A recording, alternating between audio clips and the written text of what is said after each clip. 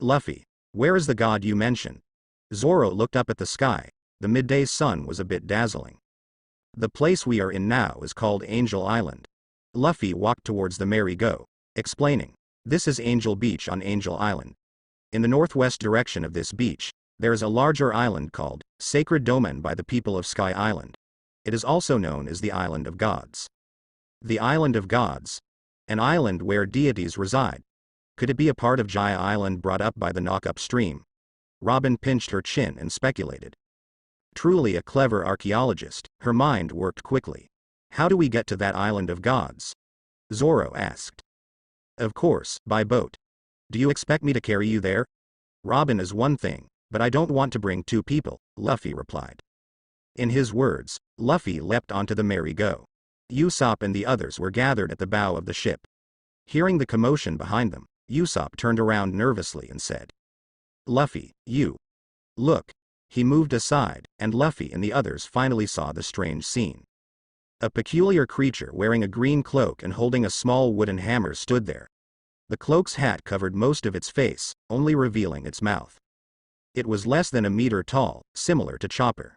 But strangely, this thing seemed to have a foggy glass effect. Even though it was standing right in front of everyone, it looked very blurry. Luffy, is this a ship spirit?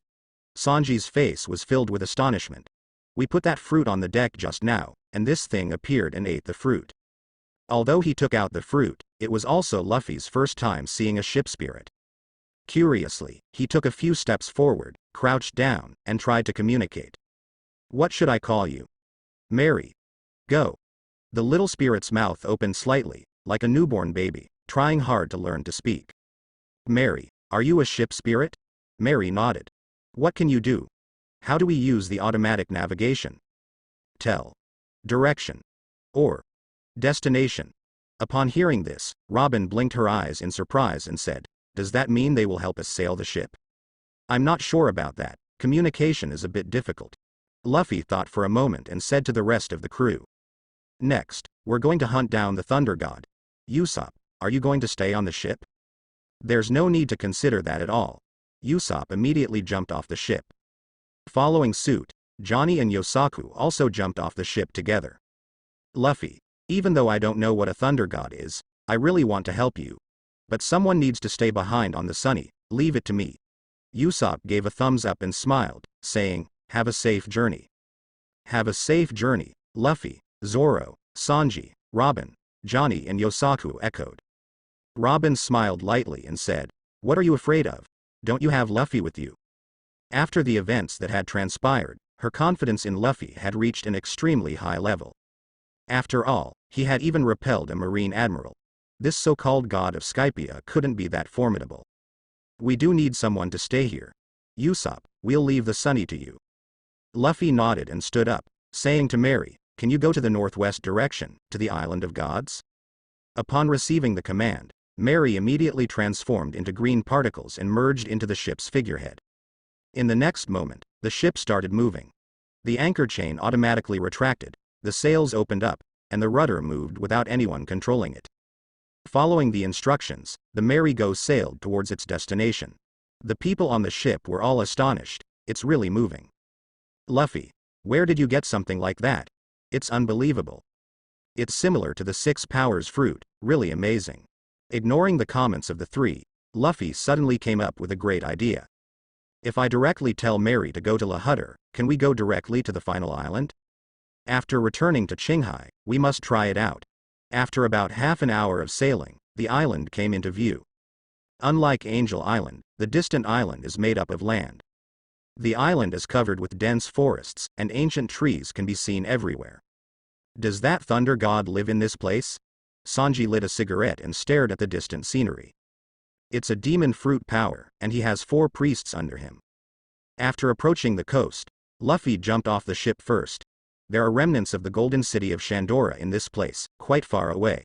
Come along. The 3 of them got off the ship one after another, and as for the Mary, it automatically retracted its sails and dropped anchor. The trees here are really big, several hundred years old. No, even if it's several hundred years, they shouldn't be this tall and thick. Zoro looked around. Under Luffy's lead, the group headed straight for their destination. 400 years ago, the golden city of Shandora, which was carried to the sky by the knock-up stream, was pierced by a huge beanstalk when it reached the highest point and was about to fall. Later, in order to compete for this island from Qiwuhai, the people of Sky Island and the people of Shandora fought a long war. In the end, the people of Sky Island won. The people of Sky Island built a temple on that beanstalk. Luffy concluded. Was it for the gold? Robin frowned. No, the people of Sky Island did it for this land, called Bashodor, on Sky Island.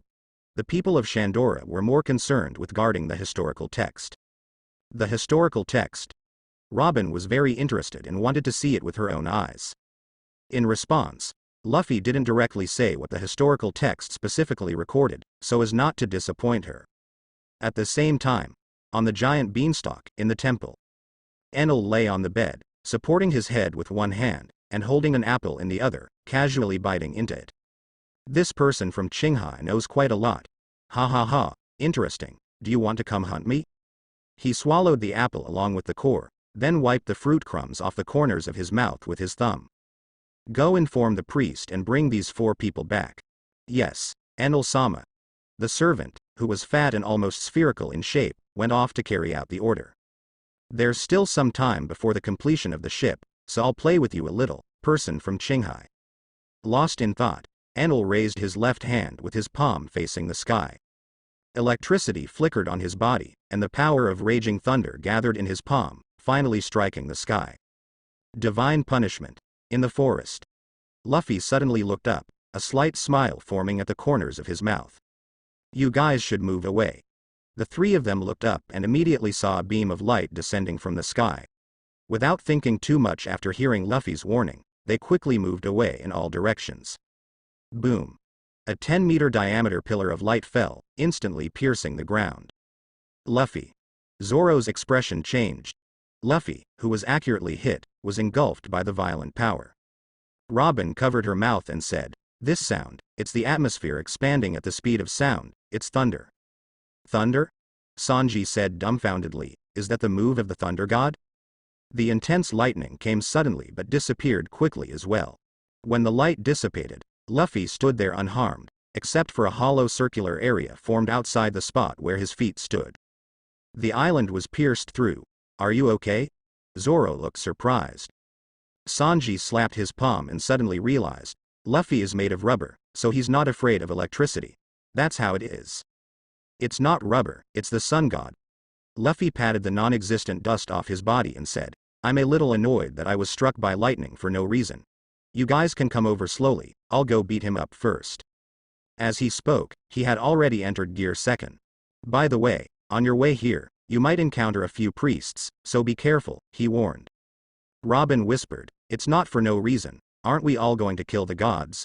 It's self-defense, right? Indeed, Zoro agreed with a nod. The temple. Enel frowned. Rubber? What's that? He asked. Born on Sky Island, he had never heard of it. In his perception of the mantra, a presence flew towards him at an extremely fast speed. He suddenly looked up and saw a silver light streaking across the sky, then falling into the temple. Enel squinted slightly. Is it a devil fruit user? Good afternoon, God Enel, Luffy greeted with a light laugh. Looking around, he saw dozens of shocked divine soldiers. Who are you? Someone angrily shouted. I'm not here for you, so get out of the way. Luffy glanced at the person, and in an instant, they collapsed with their eyes rolled back. Enel. What's going on? Why did his divine weapon fall? I don't understand. It's like how ordinary people can't understand why physical attacks are ineffective against him. At this moment, he also doesn't understand why his subordinates faint with just a glare from someone. I received a report earlier that there was an illegal immigrant, a man who claimed to be the sun god. Was it you? Luffy grinned and said, Enel, this world doesn't need 2 gods, and besides, you're a false god. Ha ha ha. Interesting, really interesting. Enel changed his position from lying on his side to sitting cross-legged. His right elbow rested on his knee, his fist supporting his chin, his head slightly tilted, and he looked relaxed. I'm in a good mood, so I'll give you a chance to challenge me. As he spoke, his other hand opened its 5 fingers. 5 minutes, I'll sit here without moving, and you can attack me as much as you want. Pausing for a moment, He added, but after 5 minutes, I will strike again and punish your 3 subordinates. Oh, you're quite particular. Luffy couldn't help but laugh. After a light laugh, his figure moved and disappeared from the original spot. Enel's pupils contracted, shocked in his heart. His haki almost failed to capture the opponent's movement trajectory, let alone predict it. Enel's gaze suddenly became sharp, quickly locking onto the area in front of the bed. That silver-white figure abruptly appeared in his field of vision, with only a fist descending towards his face. The next moment, boom! Enel was bewildered to find that everything in his field of vision suddenly shifted and then tilted at an angle. No, it was his hair that had moved. Before the sensation of pain reached his brain, Enel's head was thrust into the bed beneath him by a punch. It was as if a tea-shoot had been uprooted and bent over, with its head buried in the ground. Luffy pulled his fist back and calmly spoke, "Don't worry, there's still over 4 minutes left." Zap! In a flash of lightning, Enel's body quickly disappeared from the bed.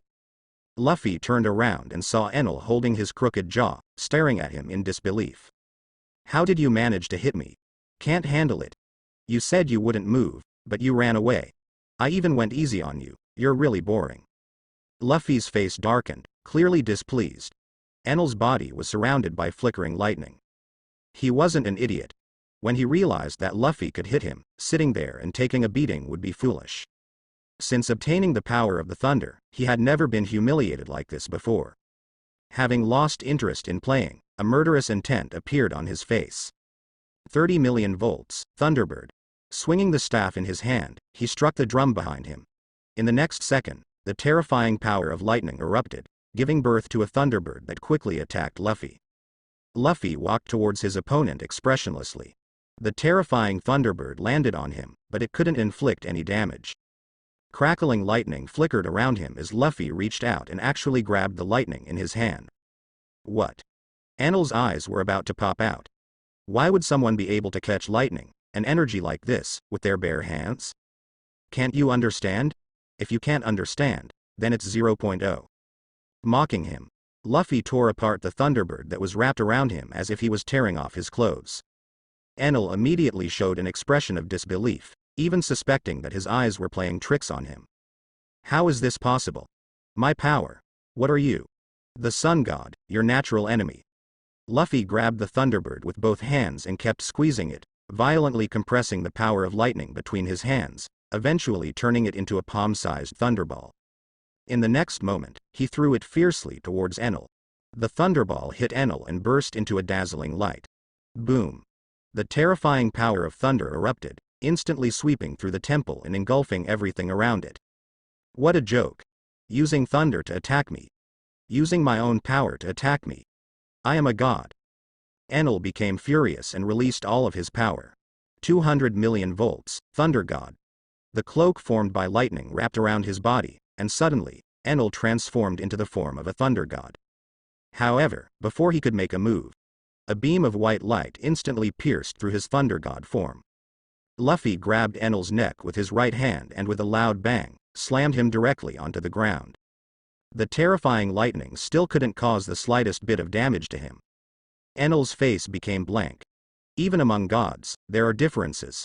Your thunder fruit is indeed powerful, but it pales in comparison to my own fruit. While saying this, Luffy lifted Enel into the air. Enel was shocked to find that he couldn't even transform into an element. The force gripping his neck tightened, making it difficult for him to even convey his voice. Fruits are truly superior to everything.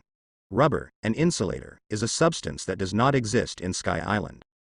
However, the power of billions of volts of lightning cannot be withstood by simple rubber. When faced with ultra-high voltage lightning, insulators also generate high temperatures. The high temperature is enough to melt rubber and cause significant damage. However, the Nika form, also known as the Sun God, is almost immune to flame-type damage. In the original story, the heat breath of 4 Emperors Kaido is enough to wipe out a mountain, but when it hits Luffy, it only turns his body black, and he can recover in a few seconds. Similarly, because he is a sun god and possesses rubber properties, he can also catch lightning with his bare hands. This is a complete and total restraint on the thunder fruit from top to bottom. Calling it a natural enemy is not an exaggeration. At this moment, Luffy pinches Enel's neck and lifts him up. The fruit is truly superior to everything else. Enel cannot move and struggles to breathe. Overwhelmed by the overwhelming power, he can't even think about how to escape. As Luffy tightens his 5 fingers, his consciousness begins to fade. Where is the ship you are building that can fly? Taking advantage of the fact that Enel hasn't passed out yet, Luffy calmly asks, "Did you use Skypia's gold to build that ship?" Enel grabs Luffy's wrist and tries to move his mouth, but can only make a faint sound. "Your purpose is the ship? I happen to need a ship recently, and the number of crew members is increasing." "Just for a ship?" Veins pop up on Enel's forehead.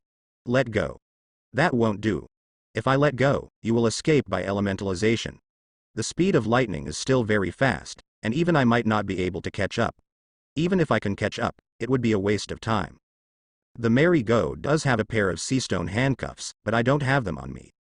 Luffy can only use armament haki to hold onto Enel's true form, so that this long-eared guy doesn't escape. "Tell me, where is the ship? If you don't tell me, I can have someone find it." As he spoke, Luffy raised an eyebrow and glanced towards the outside of the temple. Accompanied by the roar of a certain beast, an old man in armor rode a flying Pegasus and approached with a long spear in hand. Gonfall, who had noticed the disturbance in the temple, arrived at this moment and witnessed a shocking scene. 6 years and 25 years ago, Enel, who had taken his temple and stolen the power of the gods, was now like a dead dog, being held up by another man by the neck. "Who are you?" Gonfall asked in shock. A silver figure, white hair burning like flames, a face never seen before. "An outsider." Luffy withdrew his gaze from the other person and immediately unleashed armament haki. Haki flowed through the hand holding Enel, directly entering his body. Internal destruction. Boom. Enel groaned, his spine instantly shattered, and armament haki destroyed his internal organs. Blood overflowed from his mouth, staining a large area on his chest. Enel lost consciousness, his eyes devoid of spirit, and his head drooped. "He's dead." Gonfall exclaimed, wide-eyed. "What did this white man do?" At the same time, the thunder fruit, hanging from Luffy's waist, prevented the thunder fruit from reincarnating. After Enel's death, the power that should have been reborn somewhere in the world was absorbed by the thunder fruit. Subsequently, the shape of the fruit changed, and complex spiral patterns appeared on its surface.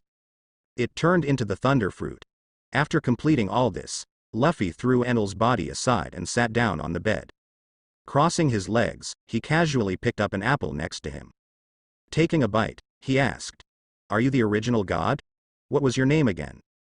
"Ganefewer." "Who are you?"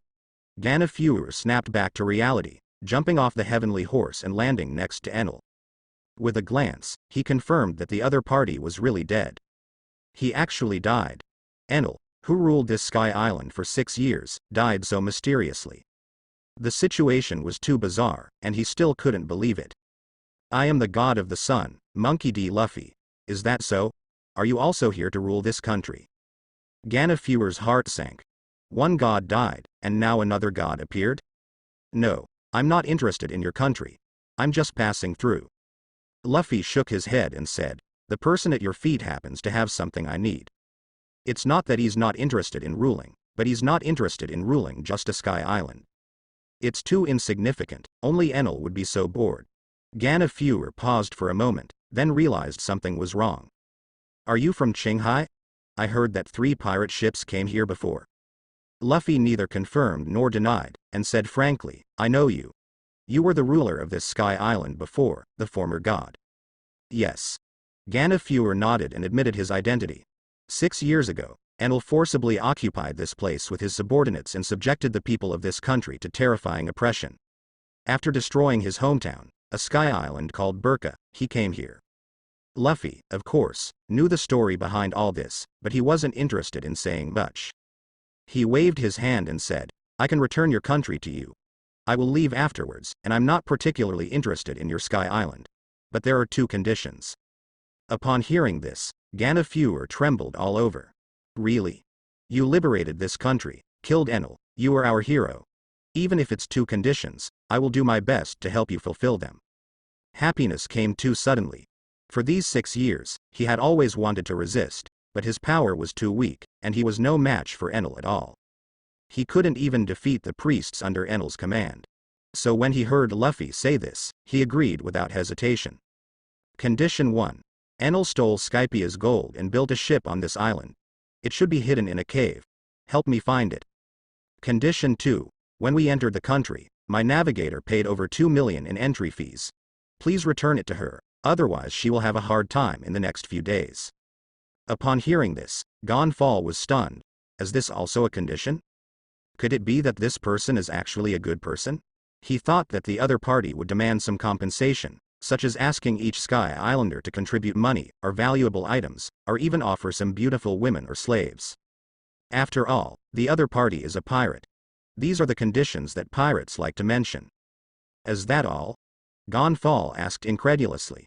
That's it, I'm not interested in anything else. Luffy finished eating an apple, threw the core aside, and smiled. By the way, that ship should not be completely finished yet, so please help finish it. Enel's goal is to sail his ship to the moon and establish a true divine kingdom. Since he hasn't left yet, it means the ship is not yet finished. But it shouldn't take much longer, probably just a day or two. Luffy-sama, I understand. I will do it immediately. Gonfall took a deep breath, confirmed that this guy was really a good person, and immediately jumped onto his heavenly horse and flew into the sky. Watching him fly away, Luffy finally had time to take out the Thunderfruit and examine it carefully. The ship Enel built is a spaceship that can fly to the moon, but its power source is lightning and it relies on the Thunderfruit. Thunder for Nami, rain for Vivi, plus Enel's ship, perfect.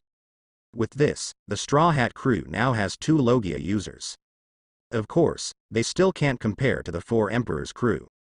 Luffy himself can indeed reach the level of the 4 Emperors in terms of combat power, but his subordinates are far behind the other 4 Emperors' crews. I wonder what those 2 are doing now. Lovely Avenue. Nami, along with the members of the 2nd Division and her sister, Nefertari Vivi, and Miss Kaya, happily strolled through the streets of Sky Island, attracting curious glances from the locals. Sky Island has developed a unique civilization, with many everyday items built on shells. There are many types of shells on Sky Island: wind shells, cloud shells, sound shells, water shells, light shells, laser shells, impact shells, and so on, making for a dazzling array. Nami and the others, who had never seen such novel things before, went on a shopping spree. Fortunately, Belly is the world currency and is also accepted on Sky Island. After buying a bunch of different types of Sky Island shells, the group of women continued to explore the clothing stores. Nami, did you forget our original purpose? Nefertari Vivi said helplessly. You've bought enough already. Look at them, they can barely carry everything. Hee. Let's buy some clothes for Luffy too. He only has a few outfits. Nami stuck out her tongue and silently put down the latest trendy dress from Sky Island, then turned to look at the members of the 2nd Division. Each of them was carrying large and small bags, and the situation suddenly became difficult. We've spent too much money. We need to find gold first and earn the money back.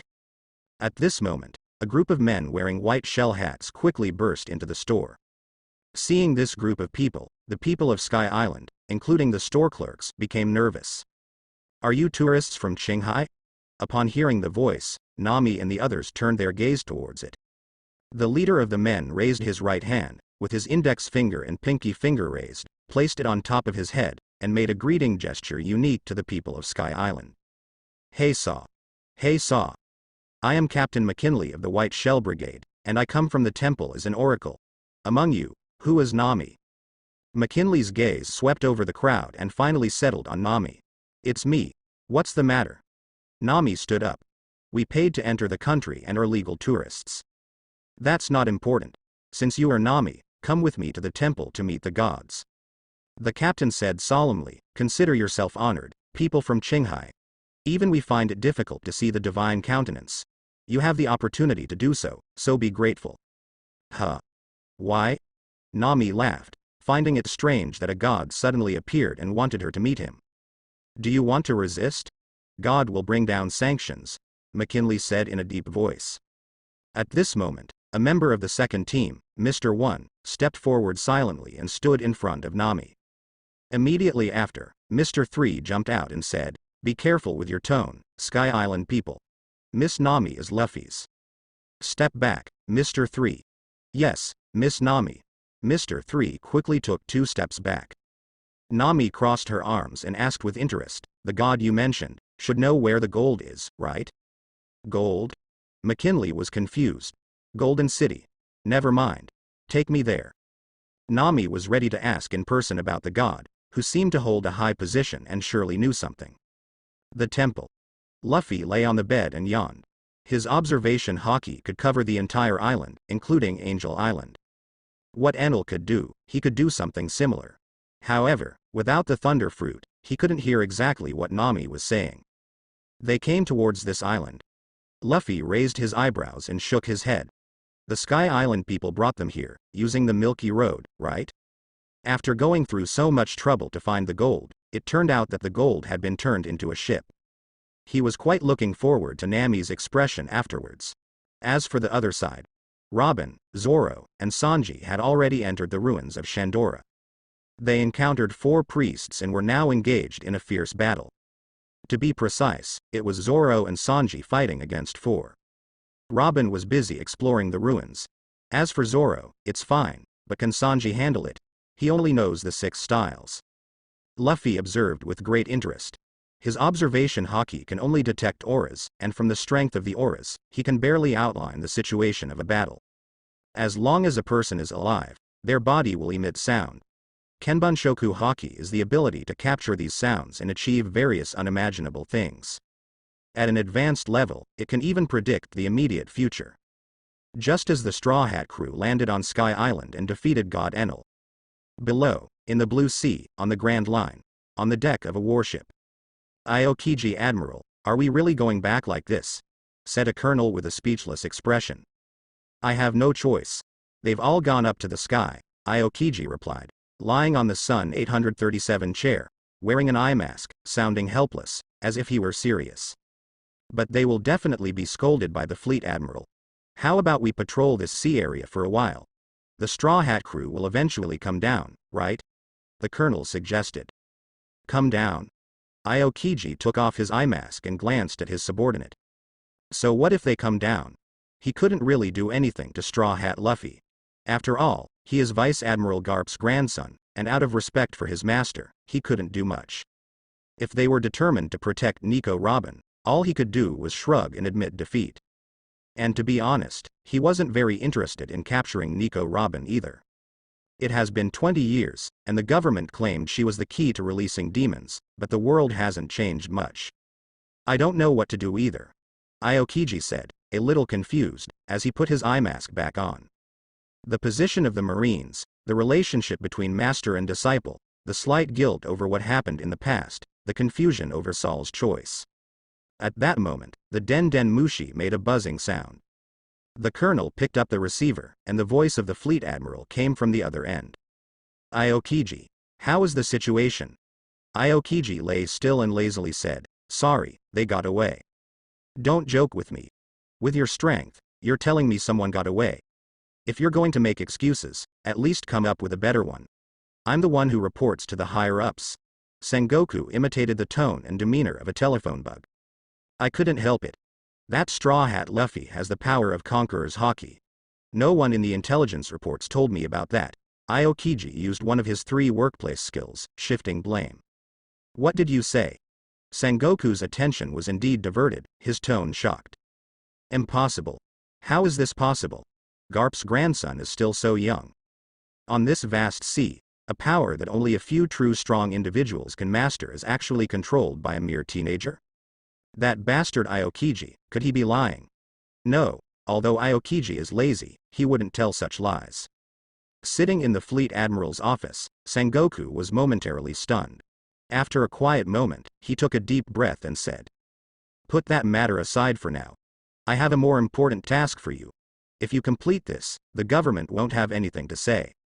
Admirals really have busy lives. Aokiji touched his abdominal injury and helplessly said, what is it? The intelligence department of the Crane has obtained sighting information on Fire Fist, Ace. You need to go immediately and bring him back. This time, no fooling around. Understand? For the world government, compared to long-term threats like Nico Robin, It was obviously more urgent to deal with Firefist Ace in the current situation. Ah. Whitebeard's captain. Understood. After cutting off the communication, Aokiji stood up and selected a bike from several on the deck. He rode off. You guys go back to headquarters first. I'll go carry out the mission. Eh? What about the pirates we caught yesterday? Send them to prison. They're just small fry. Understood. The night on Sky Island is more beautiful than the night in Qiwuhai. A crescent moon gradually rises in the night sky, and the sparkling starlight seems to be mischievous children opening their eyes, twinkling overhead. Luffy yawned and boredly lay on the bed in the temple. Awake? Raising an eyebrow, Luffy sat up and looked at the scattered divine soldiers lying on the ground in the temple. In addition to dozens of divine soldiers wearing white clothes, there were also 2 divine maidens on both sides of the bed, who used to serve Enel, the person from Sky Island. These people all have a pair of small wings on their backs, which are decorations. At this moment, these people woke up one after another and were shocked to see the mess in the temple. Looking up, they saw Luffy sitting on the bed. Who are you? Where is Lord Enel? One of the fat men exclaimed in panic and hunger. Behind you. Luffy pointed with his hand. Everyone looked and immediately saw Enel's body, their faces turning pale. Lord Enel, dead? A few of you clean up the temple, and you. Saying that, Luffy looked at the divine maiden who had just woken up beside him and ordered, go prepare some food. The divine maiden looked confused, but still instinctively followed the order. Before long, Luffy took control of the entire temple. Originally, this place was not big, and there weren't many people in total. After realizing the fact of Enel's death, they immediately knelt down to a stronger person. The divine maidens created a snow-white dining table with cloud shells and served various delicacies and wines. Only then did Luffy start to enjoy them. Not long after, 2 men and a woman walked in from outside the door. When Robin and the other 2 successfully entered the temple, they were instantly stunned by the scene before them. Luffy. Are you here? Are you hungry? It's dinner time. But the taste is not as good as what Sanji makes. Luffy looked at the 3 of them. Sanji was covered in injuries, supported by Zoro, while Robin seemed to be fine. The 3 of them sat at the table one after another. They hadn't eaten anything all day and were starving. How do you feel?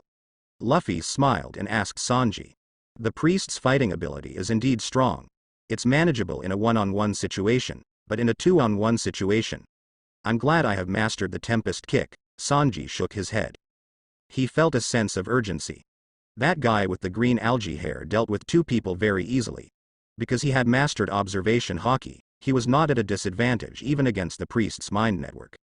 In comparison, his kicking technique couldn't hit anyone when dealing with 2 people attacking him. They all dodged it.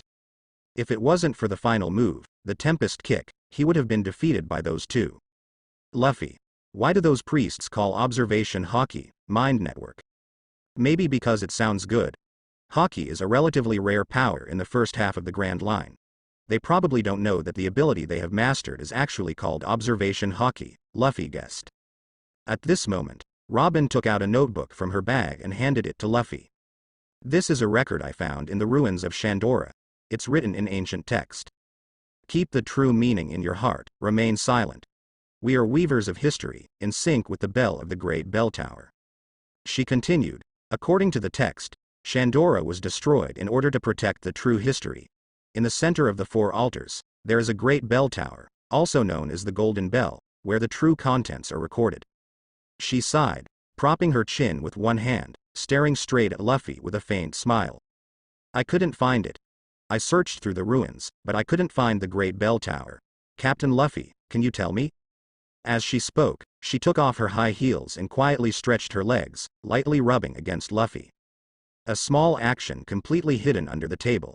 Luffy reached out and grabbed her foot, giving her a tickling massage on the sole of her foot. Do I still need to tell you? You can definitely guess where it is, Luffy said. Robin, unable to tease him, was instead teased. Her expression couldn't hide how itchy she felt. Want to pull back, but being firmly held, she could only grit her teeth and endure. Is it above this temple? At the top of the beanstalk? Yeah. Luffy nodded. Sensing the subtlety in her tone, Sanji asked in confusion, What's wrong, Miss Robin? Nothing. Robin exerted force and finally pulled her foot back. Luffy turned the tables and immediately laughed. I'll take you up later. You dared to tease me without consequences, and you even eavesdropped and peeked when I was intimate with Vivi. You're such a bad woman. Zoro drank heavily and ate heartily, while Sanji pretended not to notice. Therefore, only the two of them knew about their little actions. Soon, under the guidance of the White Beret, Nami and the others arrived outside the temple. Luffy had the guards bring them in. Upon seeing Luffy and the others, Nami was instantly stunned. God? Why are you here, Luffy? If you're talking about the god, they're over there, already taken care of. Have you found the gold after waiting for half a day? Nami gave him a disdainful look and walked over. She picked up a glass of wine and drank it heartily. I seriously thought about it, Luffy, you knew, didn't you? Yet you still made me go. Damn it. I really want to bite him to death. The others also came over one after another and sat at the table to eat. Knowing that they would come, Luffy specifically had the goddess prepare a large table big enough for everyone to sit. Aren't you all having a great time? Luffy couldn't help but laugh. Indeed, I bought a lot of things, but I spent a lot of money. Nami picked up a few shopping bags from Valentine and said, I bought you new clothes. You suddenly grew taller, and your old clothes don't fit anymore. Upon hearing this, Luffy was slightly taken aback. A woman who would buy him clothes, and could think of this, besides his mother in his previous life, she was the second one. He couldn't help but feel grateful in his heart. It wasn't in vain to care for this girl. Thanks, Nami. I'll take you to find the gold later. Nami showed a happy expression and handed the shopping bags to Valentine, then sat down next to Luffy. After everyone finished dinner, Luffy took Law and found the golden bell. The historical text that had existed for 800 years was embedded in the base of the bell tower and had been abandoned for 400 years.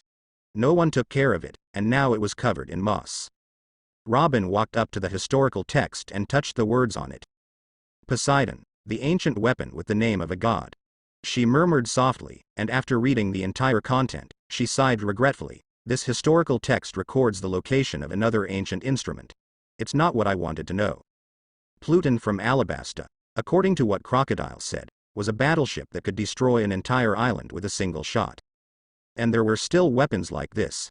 Such a dangerous thing is now sleeping somewhere in the world. Is this the reason she is being hunted by the government? With an unsettled mind, Robin slowly turned around and, under the moonlight, she looked at Luffy with her dark eyes. The specific location is written on it, Luffy. Do you want to know? The Fishmen Island. Huh? Robin was immediately stunned. After being in a daze for a while, she frowned and whispered, although I find it unlikely, Luffy, can you actually understand it? I just happen to know, that's all. Are you worried that I will awaken the ancient weapon and bring disaster to this world? Luffy chuckled and shook his head. Do you think this world is reasonable right now? Without waiting for Robin's answer, he walked to the right side of the main text of history and pointed to another piece of text engraved on a golden frame in the corner. Robin noticed his action and followed his gaze, immediately showing a surprised expression. I came here and led this text to its final destination, the Pirate King, Gold D. Roger. A message from the Pirate King. Why would it appear here? Robin had too many doubts. Luffy, about 800 years ago, the Void Century, you must know something, right? Can you tell me?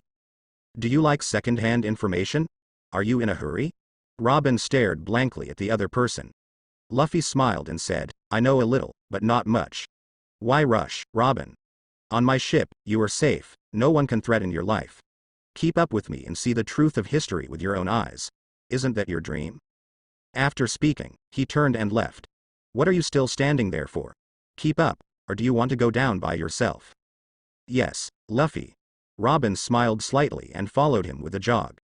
Such a reliable captain. The next day, Gonfall came to report that he had found Enel's shipbuilding base.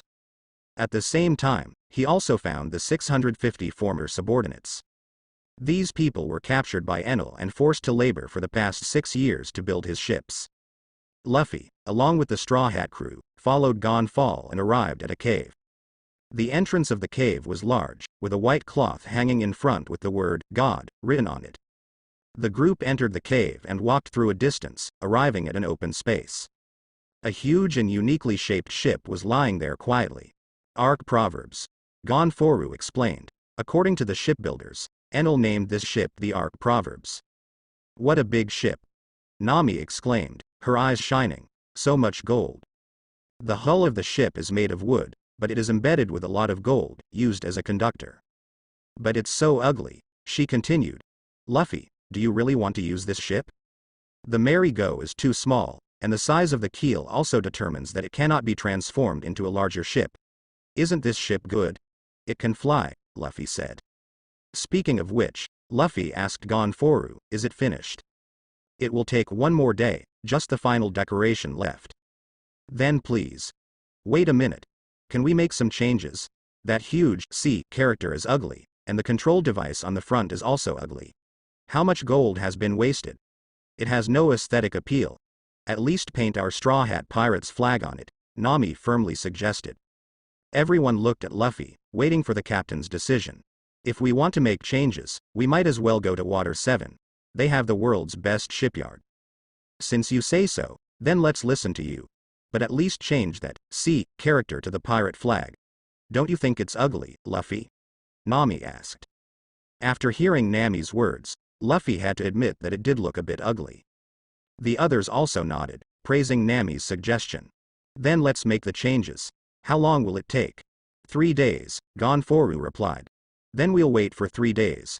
Nami, Vivi, come with me. As for the others, you can go back to the Sunny Go. Zoro, use the revolving heaven to bring the merry-go to the beach. Understood. Afterwards, Luffy, Vivi, and Nami returned to the temple.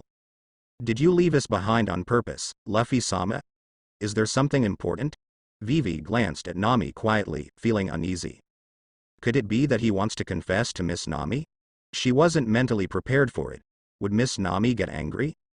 Nami smiled and asked, Luffy, what's the matter? Take these 2 devil fruits, Luffy said, taking out the Yami Yami no Emi and the thunder fruit, and explaining them. After listening, both women showed shocked expressions. A Logia devil fruit. This is a very rare thing, right? Nami murmured, looking at the thunder fruit in her hands, her face somewhat dazed. The Yami Yami no Emi. Vivi was moved to the point of tears. This fruit was worth more than billions and trillions to Alabasta. Such a rare thing, Mr. Luffy must have paid a great price to obtain it, right?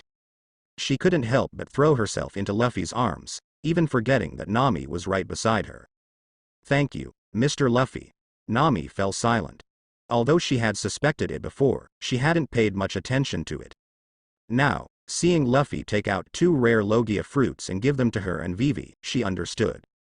She recalled what her sister, Nojiko, had said back on Little Garden. Take good care of your man. She sighed silently in her heart. Upon careful consideration, she realized that she was just a woman born in a small village, while Vivi was a princess and Luffy came from a prestigious family. Nami. Luffy ruffled Vivi's hair and said, even if you want to run away, I won't let you. Upon hearing these words, Vivi, who was immersed in her emotions, suddenly snapped back to reality. Her face turned pale, she broke free from Luffy's embrace, and turned to Nami, stuttering. I'm sorry, Miss Nami, it was my fault. That day, It's okay. Nami took Vivi's hand and smiled, saying, daughters of the sea don't care about such things. Saying that, she looked at Luffy again, pouting in dissatisfaction. Damn guy, he's really popular with women. How long have you known Vivi? About a month and a half. It seems like it's been about the same amount of time for me too. Don't be angry. Luffy smiled slightly and reached out to embrace the 2 women. I like both of you equally. In order to settle this matter, he spent a whopping 9,800 adventure coins. Vivi didn't resist his actions at all, and even felt a little happy, but Nami struggled a bit and eventually allowed herself to be held. Luffy, I've decided not to talk to you for 3 days. Nami huffed and said, Vivi, you should do the same, don't let him get in bed with you. Huh. Vivi's face turned red. Nami, Miss Nami, really knows how to say bold things. Afterwards, Nami broke free from the embrace and ran off with Vivi. She said she wouldn't talk to him for 3 days, but she came back that same night. Forcibly pulling Vivi along, the 3 of them slept together. According to Nami's theory, the best way to keep a close eye on her man was to dry up the well. Naturally, Luffy couldn't tolerate this provocation and punished the two of them severely. 3 days later, the Ark Maxim was completely built, and a huge straw hat pirate flag was painted on the side of the ship. Nami, who had eaten the thunder fruit, activated this enormous vessel. However, since she had just eaten the fruit, her ability development was still lacking compared to Enel's. But sailing the ship was not a problem. The enormous Ark Maxim sailed out from the top of the mountain cave and arrived at the uppermost area of Skypia. Standing at the highest point, they looked out over the entire Sky Island in the blue sea below. Luffy punched the golden bell. Dinga. The heavy sound of the bell spread in all directions, echoing through the sky, and finally reaching the blue sea, reaching Jaya Island. Dinga. Dong. When the first bell sound spread in all directions and the lingering sound filled the air, the second bell sound rang again. The Ark's proverb. Nami and Vivi stood at the edge, watching Luffy ringing the bell, both showing puzzled expressions. Luffy? What are you doing? Telling Qiwuhai that the Golden Village is real. The sound of this bell can reach the underwater island of Gaia, 10,000 meters below. Luffy answered loudly while throwing another punch. Dingae. The third bell sound rang. Vivi covered her ears. Up close, the sound of the golden bell was very heavy. How many times do we need to ring it? 16 times. 8 times symbolize the end of the old year, the end of the past. 8 times symbolize the arrival of the new year, welcoming the future. Oh, I see. Vivi nodded understandingly and smiled. Do you need any help? Nami, on the other hand, had a different focus. She blinked her eyes and stared at the golden bell, cunningly saying. Luffy, take a closer look. This bell is made of gold. Can we take it? Are you a devil? It has been guarded by the Shandorans for 800 years. It would be too cruel to take it away, especially when you already have a ship full of gold. Luffy's face was full of helplessness. To say it's a little is not quite right. The golden bell, including the large bell tower outside, is made of at least several hundred tons of gold. It's just that compared to the gold used by the Ark's proverb, it is indeed a little. But aren't they already dead? Who told you they're dead? They're alive and well. Huh? They're still alive? Nami was startled. In the clouds of this divine island, there is a little-known village called Cloud Shinobi Village. Descendants of Shandora, they all live there. They're here. Luffy grinned, using his Kenbunshoku haki to sense the numerous auras appearing on the island, rapidly approaching this way. Boom. One after another, the sound of bells continuously rang out. In the forest, a group of warriors dressed like Native Americans, wearing special power shoes, swiftly shuttled through the woods. They heard the sound of bells, their faces filled with indescribable excitement. Do you hear that? Wapoo! It's the sound of the great bell tower. I hear it. The sound that hasn't been heard in 400 years. Kamachiri, hurry, it's in the direction of the beanstalk. They raced forward, and every so often, they could hear the tolling of a bell. A total of 16 times. When they arrived beneath the beanstalk, the crowd saw a man standing next to the great bell tower. Above the man's head was an incredibly huge flying ship. The side of the ship was painted with a pirate flag. You. Before they could speak, Luffy spoke first. This is your great bell tower. 400 years ago, it came to the sky along with this island, and the golden bell fell to the top of the beanstalk. I helped you take it down, no need to thank me. As compensation, I took all the remaining gold of the golden city of Shandora. A fair and just trade. Who are you? The man named Wapoo couldn't believe his ears. The sun god, Monkey D. Luffy. I've returned your things, so I'll take my leave now, descendants of Shandora. Smiling, Luffy lightly leapt onto the Ark Maxim. Wapoo shouted, wait. What exactly happened? I felt something strange on the way here. Where are the priests? Where is God Enel? Just then, a Pegasus flew down from the sky, with Gonfall riding it, shouting, Luffy-sama, have you made your decision? Luffy-sama. Wapoo widened his eyes, as if he had seen an enemy. Luffy waved his hand and said, goodbye, Gonfall. This group of people still doesn't know anything, so you tell them. You and your group have been fighting for 400 years, it's time to take a break. Nami, let's go. The Ark Maxim slowly rose in height and headed towards Angel Beach. Goodbye, Sun God, I wish you smooth sailing. Gonfal made a Sky Island farewell gesture before jumping down from his heavenly horse. Let me tell you about what happened 3 days ago. Angel Beach. When the Ark Maxim flew over Angel Island and arrived above the beach, all the Sky Islanders were shaken. The news of Enel's death had already spread throughout the island 3 days ago. Everyone clapped and danced with joy. Sun God, Luffy. Someone shouted Luffy's name and waved continuously towards the Ark in the sky. Nami stood by the ship, supporting her chin and smiling. A few days ago, when we were strolling on Lovely Street, whenever the gods were mentioned, the people here would show a fearful expression. But today, they voluntarily called you the Sun God. Vivi exclaimed and stared below, saying, "It's Usopp and the others." On Lovely Street, the three of them saw Usopp and Chopper. While they were waiting in the temple for the arc to be completed, the others had been enjoying themselves on this Angel Island for a few days. Luffy. Usopp waved and greeted continuously. "We're about to set sail, Usopp, can't you leave your wife behind?" Nami said with a smile. "You bastard, don't even think about leaving me behind like in Logue Town. Hurry up and pull me up, Luffy." "And me too, Luffy, let me on the ship." Chopper also waved and called out. "Ha ha ha, I can't forget you guys." Luffy waved his hand and pulled the two of them from the street onto the ship. As soon as they got on the ship, the two of them were dazzled by a pile of gold. "Wow. Gold. New ship." The two immediately held hands and started dancing on the deck. "Gold. Gold. Gold. New ship. New ship. New ship. You two idiots are so noisy." Nami walked over and punched the two hard. "Where are the others?" They are at the beach," Usopp said, holding his swollen head. "Zoro and the others are training. Sanji is recovering," Chopper replied tremblingly. The two looked at each other, scared. Nami might have awakened her haki, and getting punched by her would really hurt. Soon, the Ark Maxim arrived at Angel Beach. "Luffy. Luffy-sama. Big brother Luffy." Everyone immediately gathered together and came over to greet him. Seeing that the Ark Maxim could really fly, everyone couldn't help but be amazed.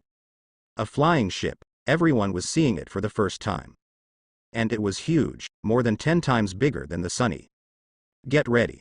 We're about to set off," Nami said confidently.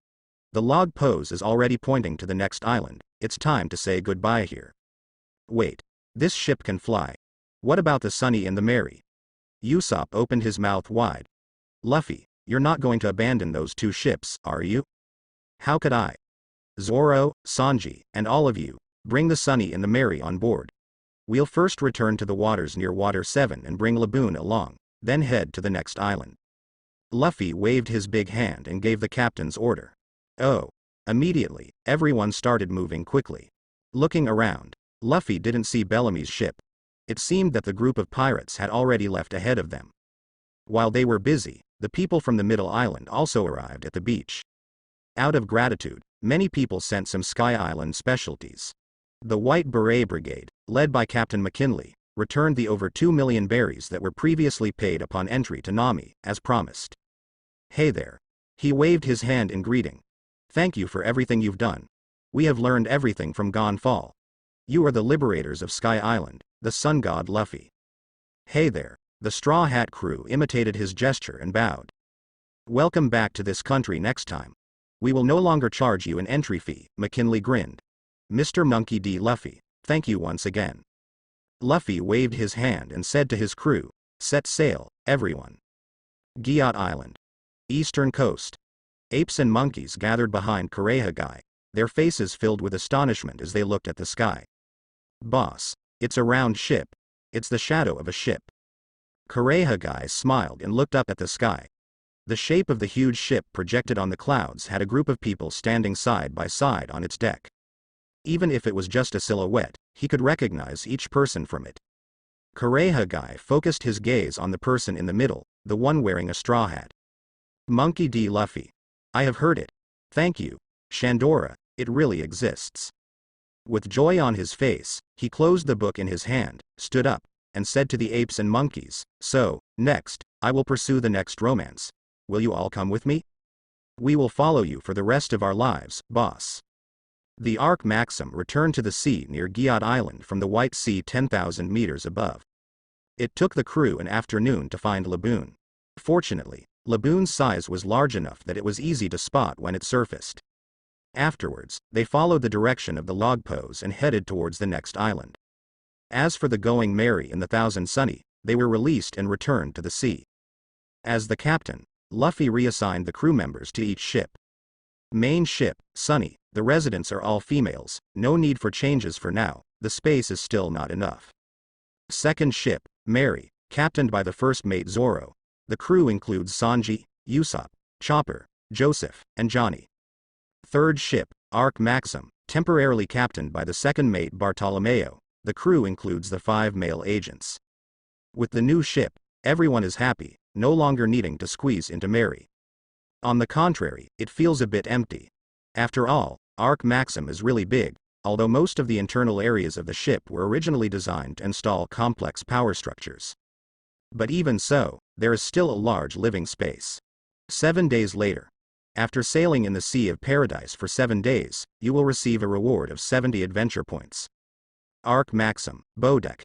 This big ship requires a lot of maintenance.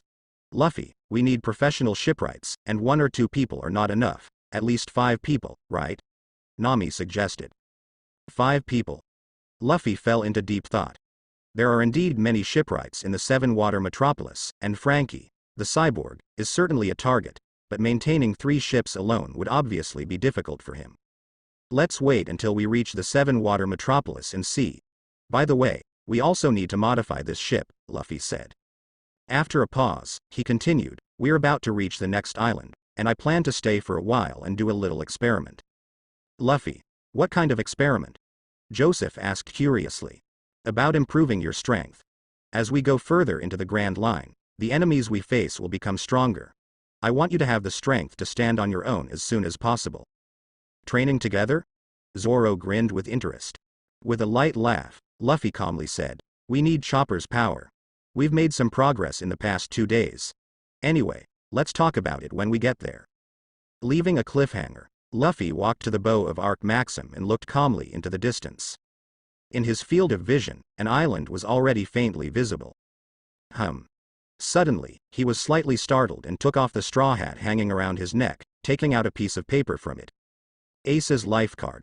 At this moment, a corner of this paper has already started to burn. Injured? Luffy squinted slightly and thought to himself, did he encounter Blackbeard? What's wrong, Luffy? Robin walked over with a smile on her face. The era is about to go wild. Luffy smiled faintly and put away the life card. Naval Headquarters, Enies Lobby, and Impel Down, they are known as the 3 major institutions under the world government. At this moment, Impel Down, also known as Impel Down. This is the world's #1 prison, located in the Calm Belt. As the name suggests, it is a sea area without any wind movement. They are located on both sides of the Grand Line, completely separating the Grand Line from the 4 seas. In a prison established in such a place, ordinary ships cannot reach unless they have the ability to fly. Even if some merchant ships dare to enter, the sea kings that inhabit this sea area will cause huge trouble. Of course, all of this is nothing to the Marines. Among the 3 major institutions, there is a special triangular sea current, and each institution has a huge gate standing in front of it, the Gate of Justice. On this day, a warship arrived and sent 4 prisoners into the prison through the Gate of Justice. Under the push and shove of the prison guards, the 4 newcomers underwent the baptism before entering the prison. There are no human rights here. The 4 people were stripped clean and pushed into a boiling hot pot at 100 degrees for the first round of disinfection. Suddenly, screams filled the air. Among them, the person who screamed the loudest had an ugly appearance and was missing 7 or 8 teeth. The prison guards outside the hot pot immediately complained. Last time Crocodile came in, he didn't even frown. This guy screams worse than slaughtering a pig. I heard that he's a pirate caught by Admiral Aokiji, and the total bounty for the 4 of them is 0. Ha ha ha. New rookie pirates who have just set sail, huh. They're really unlucky to encounter Admiral Aokiji. The prison guards burst into laughter. Afterwards, the 4 individuals, who had undergone high-temperature disinfection, were sent to the interrogation room and subjected to a period of questioning. Because they were not important figures, the interrogation did not waste much time. The guards simply stamped their registration books. Finally, the 4 individuals were each sent to different prison cells. IV-1 Crimson Hell. Teach, this is your prison cell, get in. The guard kicked the toothless, ugly pirate inside. Blackbeard fell to the ground, panting heavily. You bastard, I almost died. Who came up with the torture method of 100 degrees Celsius disinfection? Magellan. Shut up and behave. Pirates have no human rights here. Newbie pirates like you will be taught a lesson by other prisoners. Don't make too much noise with your screams. Spitting out a mouthful of saliva, the guard turned and walked away. He. Blackbeard grinned, wiping the saliva off his face. Although it wasn't intentional, as this also fate. You are. From Whitebeard's ship. The lazy bastard who doesn't sleep. Suddenly, a scream came from behind. Blackbeard froze, a flash of killing intent passing through his eyes. After finally getting in here, how could his identity be exposed? He squinted his eyes and turned around to look. He saw a clown with a red nose staring at him in astonishment. You're that brat from Roger's ship. What's your name? Red Nose Buggy. What? Who are you calling Red Nose? Buggy became furious and headbutted Blackbeard's forehead. Over 20 years ago, our Roger pirates and your Whitebeard pirates fought for 3 days and 3 nights. I haven't forgotten your face, you bastard. Ha ha ha. Meeting in a place like this, it's fate, Buggy. How about teaming up with me? Team up? What do you mean? Escape. You have arrived at the new island, Longchain Island, and received a reward of 1,000 adventure coins. Adventure coins. 3,985. When the system prompt appeared, the Straw Hat Crew's fleet finally arrived at the new island. Everyone came out onto the decks of their respective ships. A new island, there's nothing here. Is this Spring Island? The climate around this island is so comfortable. In sight was an endless grassland, with the sea breeze blowing and the lush green grass dancing in the wind. The Sunny and Merry ships anchored one after another, while the Thousand Sunny remained suspended in midair, only lowering its height slightly. Everyone, feel free to explore. We'll meet up later. Luffy announced to everyone on the Thousand Sunny's deck with a smile. Yeho. Usopp excitedly jumped off the ship. Luffy shook his head and turned to Robin and the others, saying, you guys should go down too. I'll go check on Chopper. With that, he jumped off the Thousand Sunny and instantly arrived on the Merry.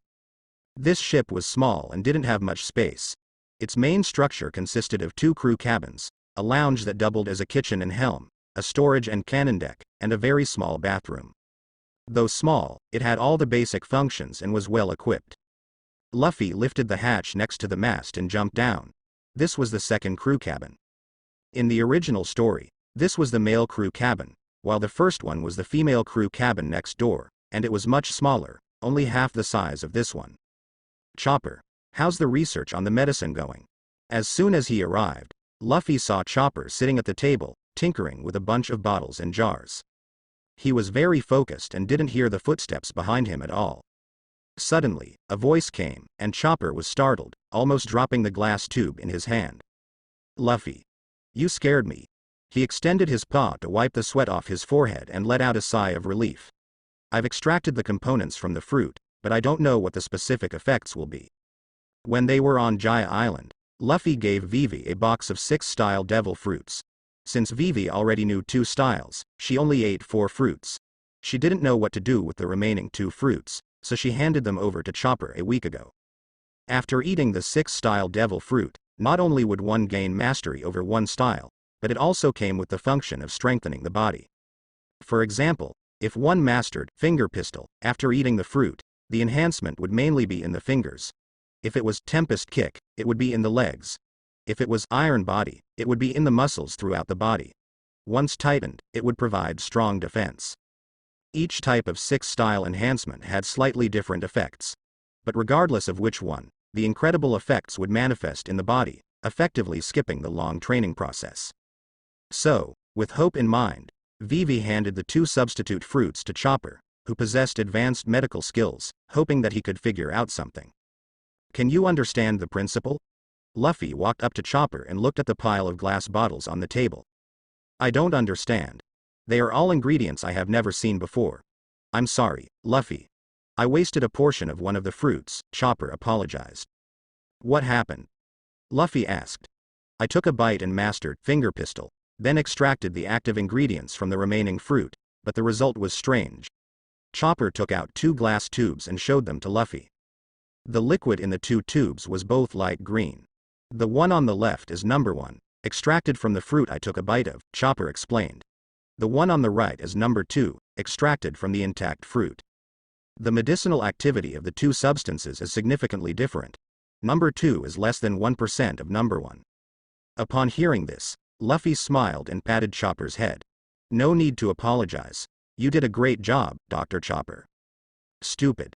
Stupid idiot. Even if you praise me, I won't be happy. I'm so happy that I'm shy and twisted. Ha ha ha. So you're saying the essence is in the first bite? Luffy asked with a laugh. You could say that, but I don't understand the reason behind it. Chopper was very frustrated. Just like devil fruits, once you eat the first bite, the remaining parts lose their effect. The 6 styles fruit is similar, but there will still be a very small residue. The only person in the world who can understand this problem is the scientist who claims to surpass this world by 500 years, Vegapunk. However, this problem is not important. Luffy pondered, so if a portion of the liquid in test tube number 2 is consumed, will the rest also lose its effect? No, Chopper quickly shook his head. I've already experimented with it. I gave a little to Karoo, and it only made his body stronger, but he couldn't master the 6 styles. Luffy, do you want to use this to train everyone? It does have a strong effect, but I don't know if there will be any side effects. Fruits produced by the system, of course, won't have any side effects. Even devil fruits have no side effects, no longer fearing seawater or sea stone. Armament hockey still works. Luffy tested it on Nami and Vivi, and he could still grab their bodies. Obviously, being hit by armament hockey doesn't fall under the category of side effects. Thinking of this, Luffy immediately took out a lifespan fruit. Afterwards, let's study this. What is this? A fruit that, when eaten, grants 1 year of lifespan and replenishes a lot of vitality to the consumer. Chopper's mouth dropped open, and he said dumbfoundedly, Luffy, you can bring out anything. What else is there? Is there a universal medicine that can cure all diseases? His eyes sparkled, and he looked up with anticipation. Luffy laughed, and believe it or not, he actually had something similar. The self-healing fruit. When they were in East Blue, Zoro was almost killed by Hawkeye, but one self-healing fruit made him completely fine. Unfortunately, this kind of fruit doesn't have any effect on diseases. If it's given to Chopper for research, maybe he can really fulfill his dream and create a universal medicine. He didn't forget the conditions Dr. Kureha mentioned back then. Now I don't have it, but once I find it, I'll give it to you to try. Chopper, can these 2 liquid medicines be taken orally directly? Yes. But I suggest diluting it a bit. The quantity is small, it might not be enough for everyone. I leave it to you. Soon, Chopper diluted the second liquid medicine and made over 20 cups of light green drink. Luffy took him and walked out of the merry-go, arriving at the great grassland of Long Ring Island. Luffy, Grandpa. Mr. 3 quickly ran over and offered his own brewed black tea. Little brother has good eyesight, huh? Luffy smiled and picked up a cup of Earl Grey, taking a sip and saying, gather everyone. Understood. Mr. 3 immediately went to find people. Bartolomeo, who happened to witness this scene, was taken aback. Damn it, he actually wants to compete with me for the position of his number 1 underling. He also quickly ran over and said, Luffy-sama, your loyal underling awaits your call. Perfect. I need your strength. Luffy nodded and said, your barrier fruit ability, the defense is strong, right? Yes.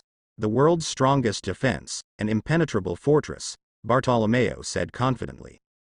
Then come and assist everyone in their training. Huh? Soon, Mr. 3 called everyone back. The Straw Hat Pirates were all present, except for Laboon, who could only stay in the sea. Luffy, what are you planning to do? Nami asked. Today, let everyone try Chopper's latest research achievement, the body-strengthening water. Upon hearing this, everyone looked at Chopper. Chopper immediately said, listen to me, this is an effective ingredient extracted from the Rokushiki fruit. After drinking it, it will quickly strengthen everyone's physical strength. Luffy added, its effect doesn't happen instantly, it lasts for a period of time. So, during this time, you should quickly train. There should be a good feedback. He didn't know to what extent it would reach, and neither did Law. In any case, today is just a test. If the effect is good, it can be promoted.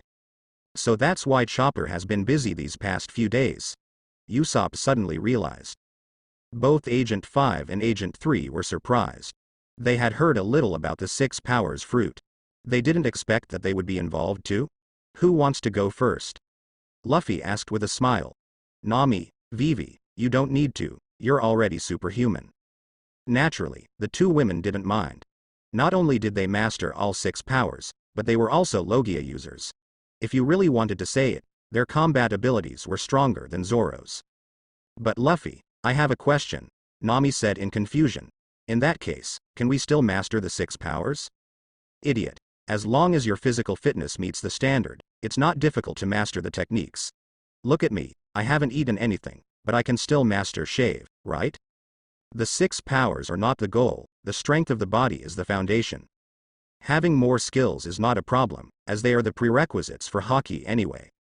And if you really want to learn, it's not like you can't learn it. Most officers at the naval headquarters have mastered 1 or 2 moves.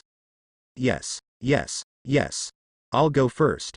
Usopp was the first to raise his hand, ran to Chopper, and picked up a cup of drink, gulping it down. He let out a satisfied groan and extended the cup forward. Another cup. There's no more. Chopper transformed into a shark mouth, just enough for each person. I'll give it a try too. Sanji also came over and drank a cup, savoring it carefully. He said in surprise, the taste is really good. Really? Let me try too. Robin smiled and picked up a cup, elegantly taking a sip. Soon, everyone joined in, including Zoro, who didn't hesitate and finished it in one gulp. Finally, the members of the special agent group exchanged glances and silently stepped forward. Opportunities to become stronger shouldn't be wasted, right? After Miss Kaya finished her drink, Chopper immediately said, Kaya, your body is weak. Drinking this is good for your illness, but you shouldn't participate in training now. Your body can't handle it. Just move around more. Yes, Teacher Chopper. Kaya nodded with a smile. She wanted to learn medicine, so she asked Chopper to teach her medical skills a long time ago, hence the change in how she addressed him. One by one, everyone drank the body-strengthening water. Luffy announced, everyone, train in your own way. Of course, if you want to challenge it, there's Little B's barrier. Just as he was speaking, his voice suddenly stopped. Zoro also narrowed his eyes, and both of them looked towards the sea. In the distance on the sea surface, a huge pirate ship was heading straight towards them. On the deck. Captain, it's the Straw Hat Pirates, the pirate in charge of lookout exclaimed. Ah. The Straw Hat Pirates. The man with crossed arms suddenly widened his eyes. These are truly rare and important people. Rely on medicine. They're Shicibukai, his subordinates were all shocked. You fools, it's precisely because they're Shicibukai that we have to go. Who do you think I am? If you want something, you have to snatch it. This is the motto of Silver Fox, Foxy. The man who made the arrogant statement had a split hair, a red nose, an inverted eyebrow, and triangular eyes, resembling a fox. I'm sure the crew members of the Shichibukai must be strong, right? Let's go. Note. Shichibukai refers to the 7 warlords of the sea, a group of powerful pirates who have been granted special privileges by the world government. The crowd of henchmen had faces as dark as ink, and someone tried to grab the captain on the spot, but the ship continued to head towards Long Chain Island. By the coast, there was a grassland. Zoro grinned and said, Oh. Are they coming for us? Are they looking for a fight? As soon as they heard the word, fight, the men immediately smiled. Sanji loosened the collar of his shirt and said, Drink that water, it'll cool you down a bit. Don't worry, leave it to me. No, Mr. Sanji. Mr. 3 pushed his glasses and shrugged with a light laugh. Please leave this to me. Let me handle this pirate crew that popped out of nowhere. I am Mr. Galdino. Leave it to me, I'll take care of it. It's been a while since I've used my Okama Kenpo, Mr. 2 said, jumping and performing a ballet dance in a fighting stance. Ha ha ha. Luffy laughed and didn't stop them. He pulled over a chair, sat down calmly, and took on a spectator's posture. Boom. When Foxy's pirate ship reached the shore, they were greeted by a group of eager men. On the deck, the Straw Hat Pirates nervously swallowed their saliva. Wait. A woman with a cute appearance but a strange hat immediately waved her hand and spoke in a sweet voice. We're not here to fight with you, Straw Hat Pirates. It's a misunderstanding. Sanji's beauty radar immediately activated upon seeing her. Woman. A beauty. Shut up. You perverted Kappa. Zoro kicked the person down with one foot, truly embarrassing their Straw Hat crew. You did it, you kicked him. It seems like you're ready to die, Moss Head. Sanji stood up, and the two of them started fighting on the spot. Foxy West Blue Pirates. Ha ha ha ha. Suddenly, laughter rang out. Silver Fox Foxy West pointed his finger at Luffy, who was sitting on the side watching the show, and shouted. 7 Warlords of the Sea, Straw Hat Luffy. I am Captain Foxy of the Foxy Pirates from West Blue. I am not here to fight you, on the contrary, I am here to challenge you. A challenge? Everyone was surprised. Does this person have a problem? Does he even know what a Shicibukai is? Is he planning to take them down and steal the title of Shicibukai? Foxy the Silver Fox, I've heard of you. The trash with a bounty of 24 million, Mr. 3 said disdainfully. Let me be your opponent. A small fry like you doesn't even qualify to challenge Luffy's grandfather. Wait. Foxy's mouth twitched. I said it's not a fight, it's a pirate game. Davy back fight. Don't tell me you don't know. Are you really pirates? Davy back fight. Nami looked puzzled. Robin explained, it's rumored to be a game born in a certain pirate amusement park, a competition between pirate crews. The winner can plunder the other's crew members. If there are no desired crew members, they can also tear off the other's pirate flag. Is there such a game? Vivi looked surprised. It originated from Honeycomb Island, Luffy added with a smile. Do you see the strange pirate flag on Foxy's ship? It's not hanging on the mast, but stuck on the hull. They looked down and indeed saw a graffiti-like flag. Below were 2 crossed bones, and above was a skull with what seemed like burning hair. That's a symbol of the Rocks Pirates, a legendary pirate crew that dominated the Grand Line before the birth of Pirate King Roger. This game is something they popularized, and many of their crew members were acquired through this method. Pausing for a moment, Luffy continued, of course, the name Rocks has been erased. I doubt Foxy himself even knows the meaning of that symbol. Why was it erased? Nami asked curiously. I'll tell you later. Luffy looked up at Foxy and shouted, all right, I accept your challenge. Sure. I accept your challenge. Upon hearing Luffy's words, not only the Foka West Blue Pirates, but even the Straw Hat crew showed surprised expressions. Huh? Luffy, are you accepting? Nami blinked her eyes. Although I don't think we will lose, isn't it not the time for training? Training and games don't conflict. On the other side, the pirates of the Foka West Blue Pirates opened their mouths one by one. What should we do? What should we do? He actually agreed. Ah, we're done for, we will definitely lose. If we lose, what if Straw Hat Luffy chooses me as a crew member? He will definitely choose me. Damn it, I'll become one of Shichibukai's subordinates in the future. You fool. Have you forgotten about Captain Foka West? A reckless idiot without any bottom line. Do you deserve to be called a pirate? No need to say, if we lose, I'll go over there. HMPH. Suddenly, a cold snort sounded. The noisy pirates all shut up and looked at their captain. Foka West's face turned dark, he didn't expect that he would actually agree. After all, the positions of the two sides are not equal, usually additional conditions would be requested. Damn Straw Hat, what is he planning? Did he really set his sights on me? That's right, that must be it. If I lose, he will definitely choose me as the captain. Damn it. Farewell, excellent crew members of the Foka West Blue Pirates. If I am chosen, I will definitely bid everyone farewell with a smile. Thinking of this, tears welled up in Foka West's eyes. Indeed, he must have been attracted to my excellent personality and beauty. I am truly the most suitable person for the Straw Hat Pirates, he will definitely choose me. What are you talking about, Captain? The beautiful crew members looked at him with disdainful eyes. Surprised. Foka West coughed and accidentally said his inner thoughts, 077. Cough, cough, I understand now, Straw Hat Luffy. Since you have accepted my challenge, then let's begin, the pirate game. He leapt down and jumped off the ship. It's up to you to choose what game to play. Baseball, rowing, sniping, octagonal cage, or team battle. Speak up. As the one who accepted the challenge, It's up to you to decide today's competition. Luffy's mouth curled slightly. This guy is the slow fruit user, and this ability is quite powerful, but unfortunately, he's an idiot himself. Since the other party has come to him willingly, he doesn't mind taking in another crew member. Let me think. Ordinary pirate games aren't really interesting. Luffy thought for a moment and immediately smiled. How about a team battle? A team battle? What's that? All the members of both of our pirate crews participate in the competition. The side with more survivors in the game wins. Luffy looked at the two women beside him, Nami, Vivi, create a larger thundercloud.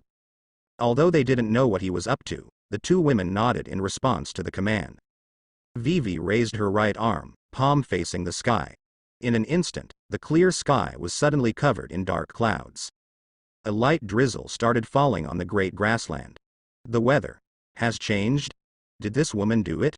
A devil fruit user. The members of the Fok West Blue pirate crew looked up in shock. Then, Nami smiled and snapped her fingers. The snap produced an electric current that shot up into the sky and disappeared into the clouds. Immediately after, a loud rumble echoed. Lightning flashed and thunder roared within the dark clouds. The Fok West crew felt a chill run down their spines, their faces turning pale as they swallowed their saliva. CA Captain. Are we really going to compete? This is definitely a Logia user's ability, a burly man with a strong presence said in a trembling voice. The Fok West crew was already scared silly, their jaws dropping to the ground. Logia, one of the rarest types of devil fruit. In the current era, the three admirals of the Marines are Logia users. They are Ice, Magma, and Light, and the two women standing next to Straw Hat Luffy, with a little bit of thinking, immediately came to a conclusion. Electricity, clouds, or rain, Gudong. Foxy swallowed his saliva. Are these the crew members under the Shicibukai? Just two women, but they are monsters. You can't back out now. Luffy narrowed his eyes slightly, his conqueror's haki stirring but not released. In Foxy's eyes, at this moment, sitting there with his legs crossed, holding a cup of tea, Luffy seemed to have a terrifying demon behind him. The demon's tentacles were like black and red lightning, ready to strike at any moment. Alright. Let's continue comparing. How exactly do we compare? Foxy immediately changed his tone. It's simple. Later, lightning will continuously strike from the thunderclouds. Everyone will be under the thunderclouds and find a way to avoid the lightning. After 1 hour, the side with more people still standing will win. Luffy smirked. A rule that favors you, isn't it? After all, you have over 100 people. In line with his words, Nami immediately brought down a lightning strike. Boom. The lightning struck the grassland, instantly turning a patch of green grass into blackness. Foxy and his crew. Dead. Someone will die. Wait. The beautiful crew member wearing a strange hat immediately said, this is unfair. You can completely control who the lightning strikes. Well then, let's do it like this. 2 lightning strikes per second, 1 for each side. Nami, be careful with your control, don't electrocute anyone, okay? Don't worry, Luffy. Nami showed a wicked smile. Luffy nodded in satisfaction and said, other than that, there are no additional conditions. We will start in 1 minute, and everyone will enter the cloud area. Assent. Saying that, he took out a pocket watch and started timing. Is this fair? Not fair. Because Nami can completely control the power of each lightning strike, she can make it stronger when attacking the Faka West Blue pirate group and weaker when attacking her own crew members. But there is never absolute fairness in the world. It's originally a game, as long as both sides can accept it. Of course, Luffy is not planning to do that. He originally intended to conduct training for the Straw Hat crew, and this training mode was originally scheduled for later. Since Faka West has come, they might as well do it together. What should we do, Captain? Although I also want to join the Shicibukai, I don't want to be struck by lightning and die. You bastard, you actually said what's on your mind. Don't panic, as long as we hold on, there will be a chance to be chosen. Faka West's face turned dark, and he snorted, HMPH, since the game has already started, no one is allowed to quit. Do you want the pirate flag to be humiliated? Attack. He waved his hand and took a step into the thundercloud. Seeing that their enemy captain had taken the initiative to stand up, the Straw Hat crew smiled and followed suit, stepping into the thundercloud one after another. Finally, the remaining pirates of the Faka West Blue pirate group hurriedly followed suit. Time's up. Luffy closed the pocket watch. Nami. Wait, aren't you three participating? Someone protested. Of course not, it's unfair for the three of us to participate. This is a favor to you. Alright, let's begin, Nami. Luffy waved his hand, picked up the glass of grape juice, and took a sip. Yes. Nami raised her right palm, with electric currents flowing in her palm. In the next moment, a lightning bolt struck the clouds in the sky. Boom. The lightning strikes began to erupt. 2 lightning bolts struck, one towards the Straw Hat crew and the other towards the Faka West group. In an instant, screams filled the air. Among the Straw Hat crew, the one who was struck was Zoro. With his observation haki, he dodged at the first moment and rolled on the ground. Hey! You hit me first, Nami, was that intentional? Miss Nami, well done. Sanji applauded. On the other side, the Faka West Blue pirate group was not so lucky. A big guy was struck by lightning and immediately convulsed, falling to the ground with his hair standing on end. Apoo! Everyone shouted. Don't get distracted, focus on dodging, Nami, like a devilish woman, kindly reminded. In the blink of an eye, the second lightning strike arrived. Followed by the third, the fourth. Boom, boom, boom. The frequency of 2 lightning strikes per second made everyone afraid to lose focus. One by one, they looked up at the thunderclouds in the sky, ready to dodge at any moment. But soon, they realized that staring was useless. The lightning was too fast. By the time they realized it was going to strike them, it had already come down.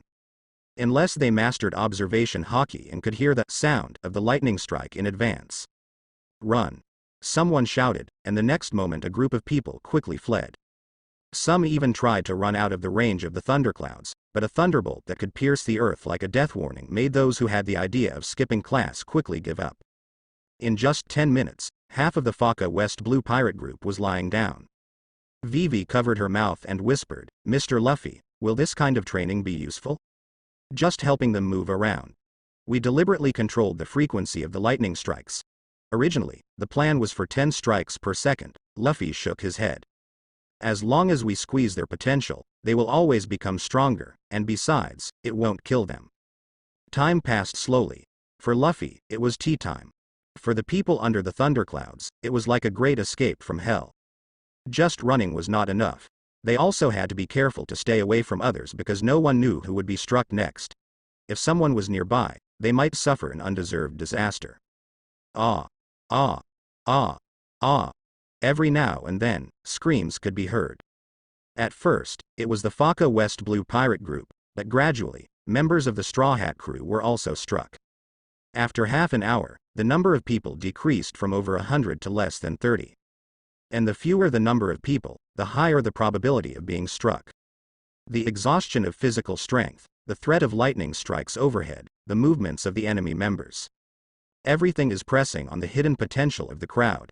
If someone's physical body is strong enough, even if they are struck once, they can still stand up. If someone is caught up by the people around them, they twitch all over from just a graze. Damn it! Why are they always chasing after me? Foxy runs for his life, with one heavy strike after another falling behind him. Gasping for breath, he couldn't help but shout. Straw Hat Luffy, you didn't say I couldn't use my abilities, right? You can. After receiving the reply, Foxy suddenly stops and turns around, making a gesture.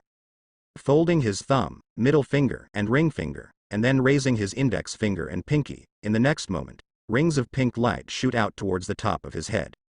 Slow beam. At the same time as the beam of light is fired, the lightning strikes through. In that instant, its speed is slowed down by dozens of times. And taking advantage of this opportunity, Foxy immediately takes a step back, and the lightning strikes in front of him. Ha ha ha. If I can use the slow beam, I have nothing to fear from mere lightning. He laughs triumphantly, the one standing till the end will be me, Straw Hat Luffy. Is that so? Luffy leisurely drinks his tea, smiling without saying a word. And the Straw Hat crew, who witnessed this scene, gradually realized what was happening. So you can use your abilities. Ha ha ha, you should have said so earlier. Valentine opens her umbrella and in the next moment, she flies into the air. Moving in the air, she is much faster than running on the ground. This is training. Running in the sky is not allowed. Nami decisively adds a condition and snaps her fingers. Boom. Several lightning bolts struck Valentine in an instant, causing her to fall from the sky. Nami. Valentine screamed in agony, falling to the ground. Huff. Huff. Mr. 3 pushed his glasses and waved his hand above his head, instantly creating a small candle house and hiding inside. What a fool, provoking the captain and harassing Miss Nami. Boom. A lightning bolt struck the roof of the candle house but was blocked. Seeing this, Mr. 2's eyes flashed and he quickly dove inside. Make way. You bastard, don't push. Can't you make it bigger? If it's too big, it will attract attention. You really are an idiot. Upon seeing this, a cross appeared on Nami's forehead. I told you to train, but you're really good at slacking off. Once again, he raised his hand and unleashed a more powerful lightning force. With a loud bang, the lightning pierced through the candle house, causing the two inside to convulse from the electric shock. Run.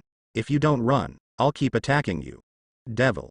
The two dared not play dead and had no choice but to get up and run.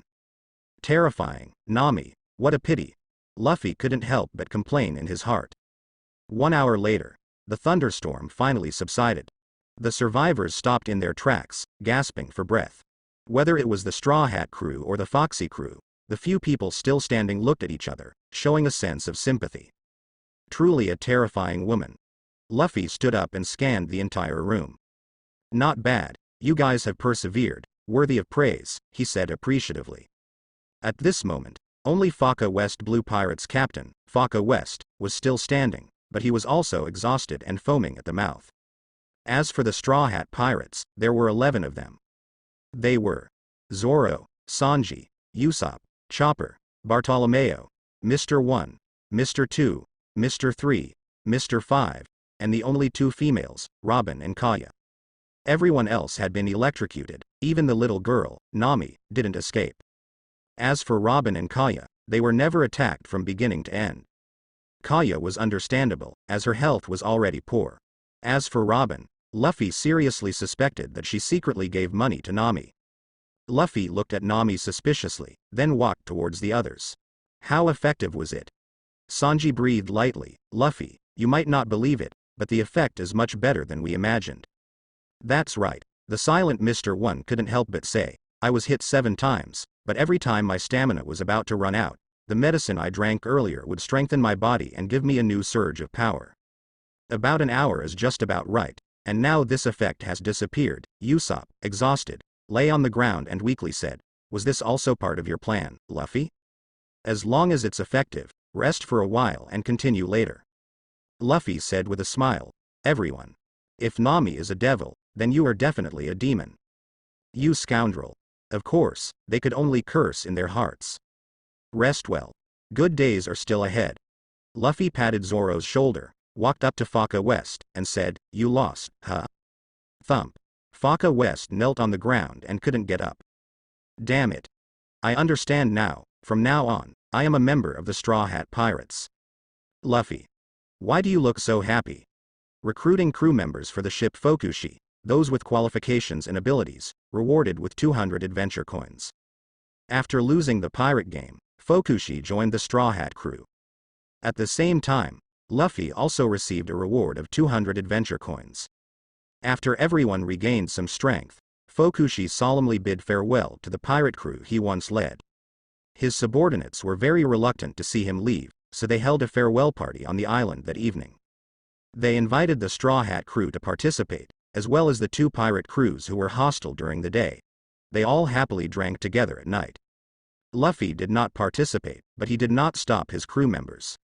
It's not that he dislikes this kind of pirate roleplaying, but he simply doesn't like a noisy atmosphere. And when he appears, the atmosphere of the party will be off. It's like a company gathering in a previous life. When the leader appears, everyone was having a good meal and drinks, chatting and having fun, but suddenly everyone becomes silent. Knowing this, he didn't join in the fun.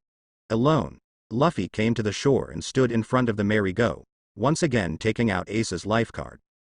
Before, only one corner was burning, but now the range has expanded, almost half of the paper has been destroyed, and there is no sign of it calming down for the time being. Are you still fighting? Luffy fell into contemplation. In this situation, Ace still didn't run away? Or, he couldn't run away anymore.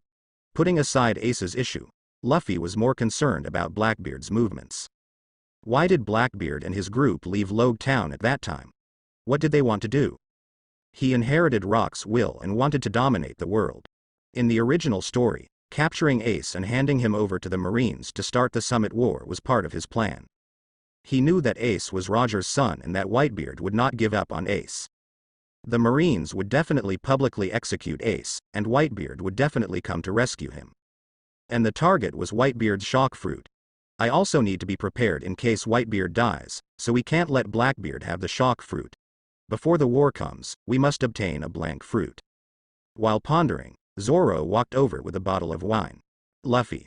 What's up? There's no one on this island, don't you find it strange? It's clearly a very suitable island for human habitation. There are no people, but there are many strange animals. Long-bodied dogs, horizontally developed wolves, slender birds, even the apples on the apple trees are long like cucumbers. It just so happens that there are no people on this island. What do you mean?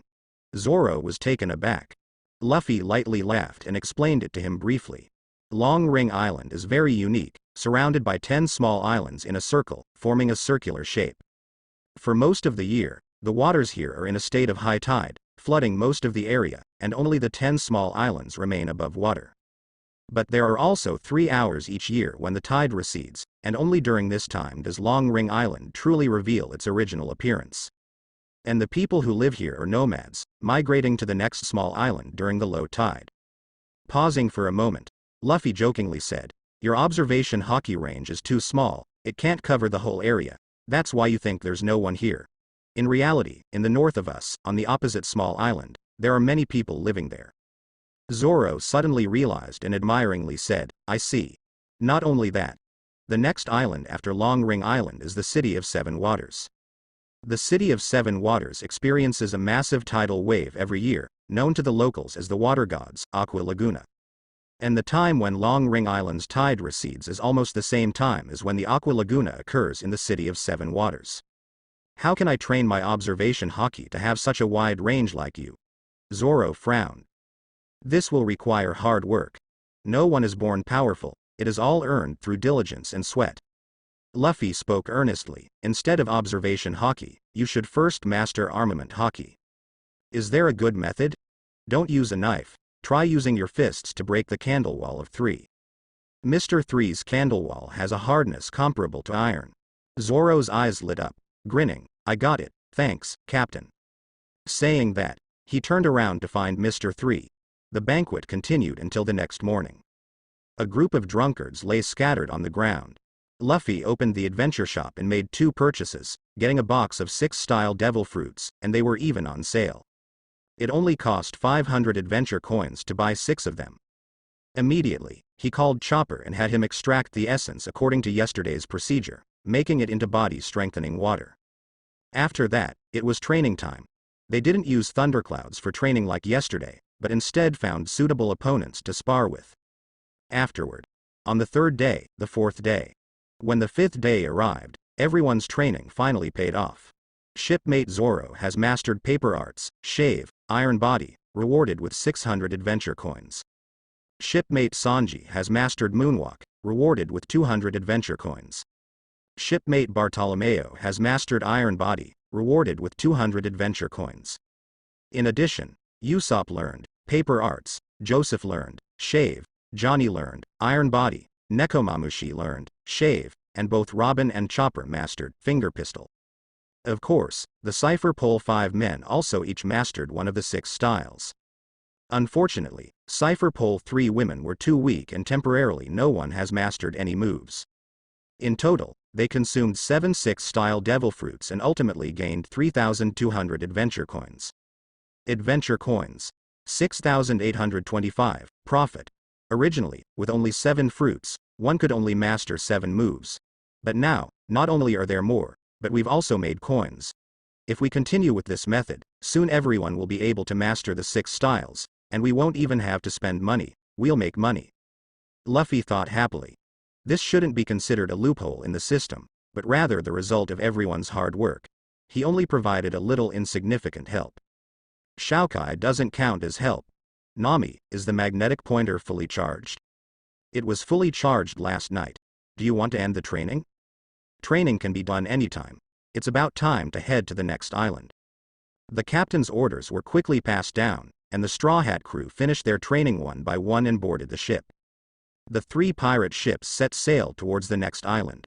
The newly joined Fokexi was temporarily assigned to the second team. On the deck of the Sunny, Luffy took out Ace's life card again. At this moment, the life card was only the size of a fingernail. After 6 days and 5 nights of fighting, it seems like I lost, Ace. Grand Line, a certain autumn island.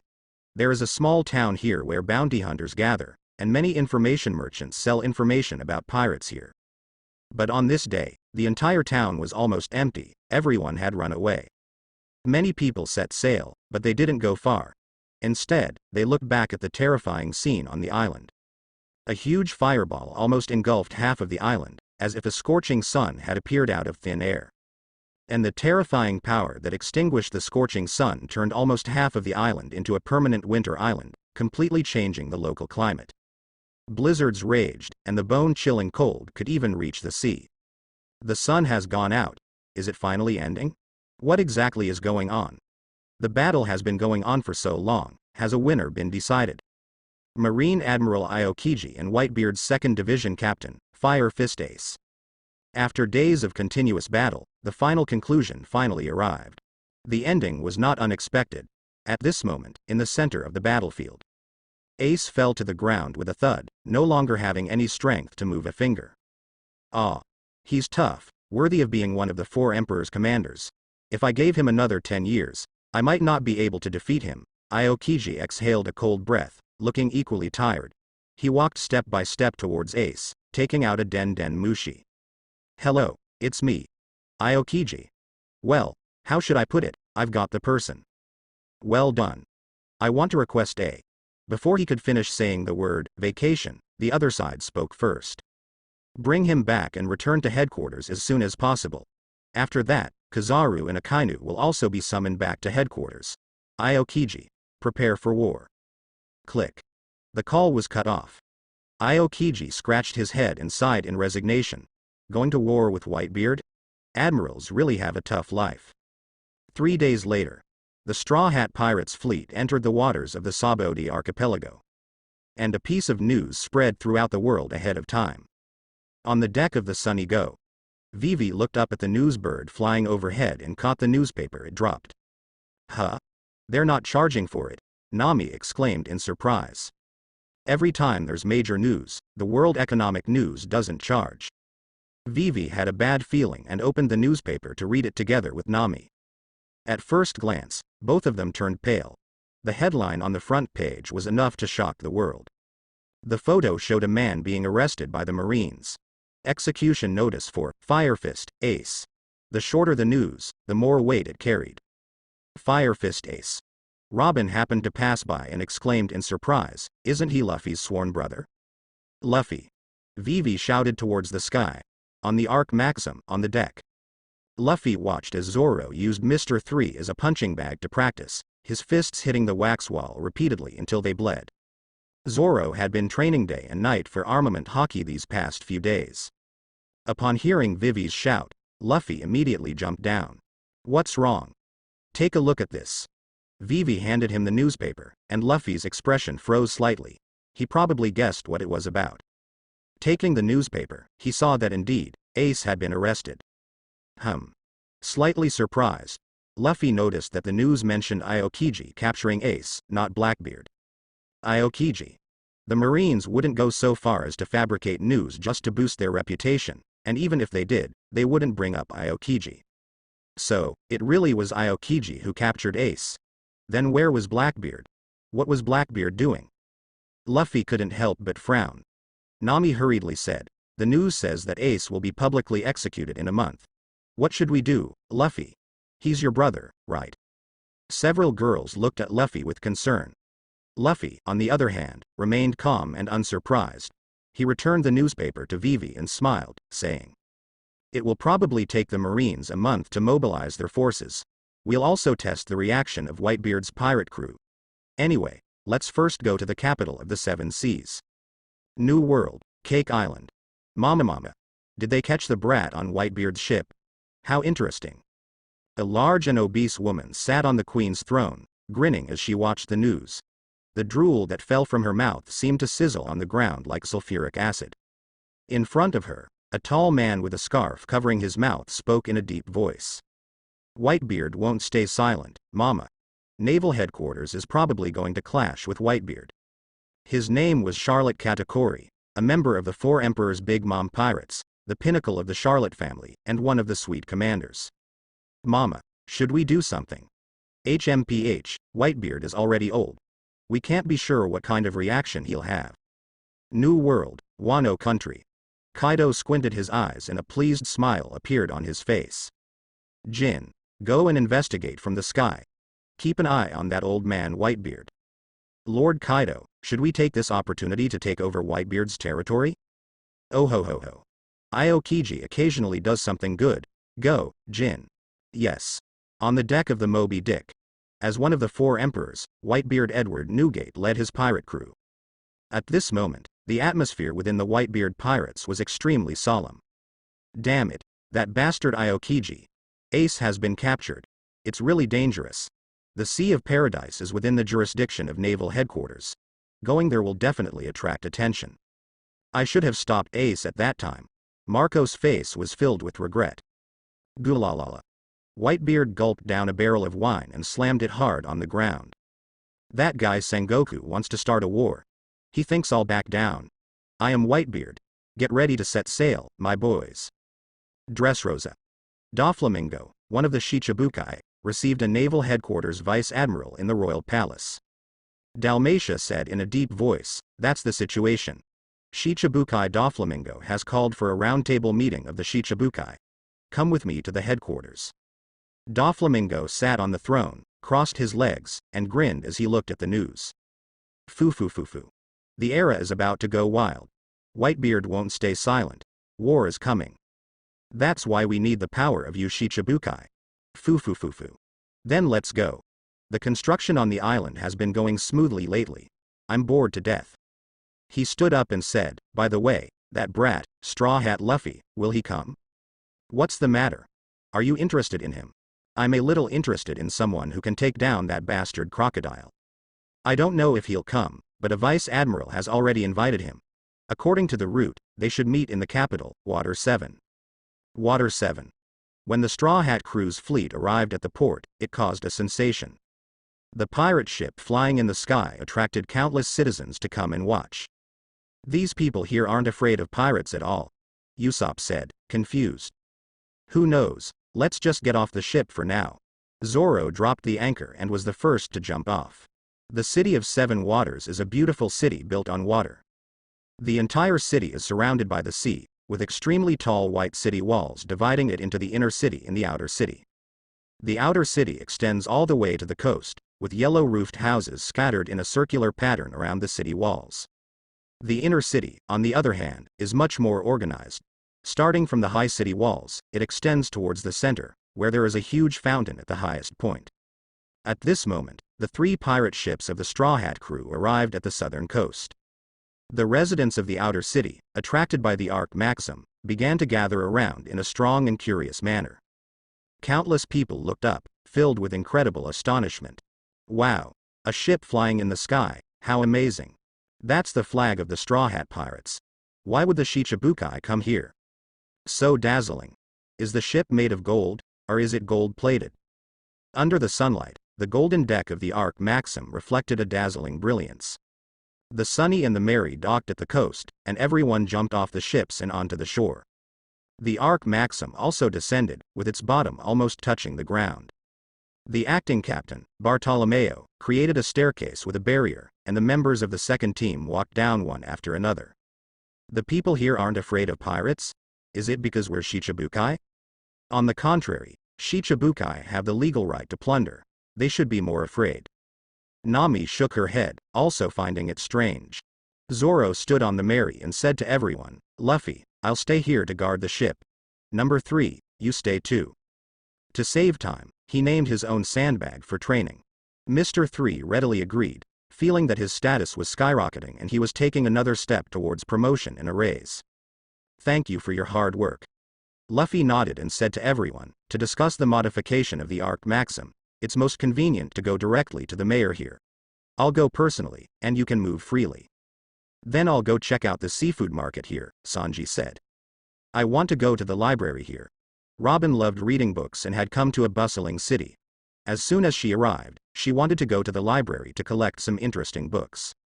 Luffy interrupted her, saying, Robin, come with me. Saying that, he left ahead. Robin hesitated for a moment and had no choice but to follow the captain's footsteps. Seeing this, Nami also joined them. Don't you want to explore this city? Luffy asked, surprised to see her following. Among the girls on the ship, Nami was the one who loved shopping the most. Whenever they arrived at a new place with a shopping street, she would definitely take everyone to indulge in some retail therapy. The matter of renovating the Thousand Sunny is more important. I need to keep an eye on it, Nami said somewhat embarrassedly, linking her arm with Luffy's and pouting. Robin smiled lightly and asked, Luffy, is there a specific reason why you asked me to come along? There is indeed a special reason. As they walked and talked, Luffy briefly explained the reason.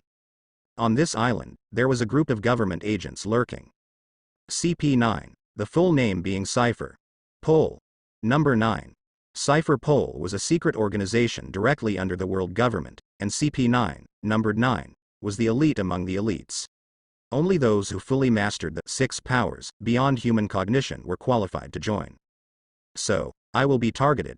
A hint of surprise flashed through Robin's bright eyes. She was not surprised that she would be targeted. In her 20 years of life on the run, she had dealt with other CP organizations and had a thorough understanding of her situation. CP 1 to 8 were more well known to the public, and she had only heard of CP 9 for the first time. Of course, they will target you. These agents have the right to kill anyone who obstructs their official duties. It's similar to the Shichibukai's legal plundering qualifications. They have the power of legitimate killing. So that's why you wanted me to come along. Thank you, Luffy. Robin revealed a charming smile. Luffy was a reliable and considerate captain, and she felt warm. Nami smiled and said, Don't worry, Robin. I will protect you. CP9. Whoever they are, if they dare to come, I will defeat them all. Luffy, can we defeat these government people? It's a given. Anyone who threatens you can be defeated. If they needed to be fought, then they would be fought. CP9 was nothing special. 3 people entered the inner city area. As a water city, the Seven Waters capital is filled with various waterways and bridges.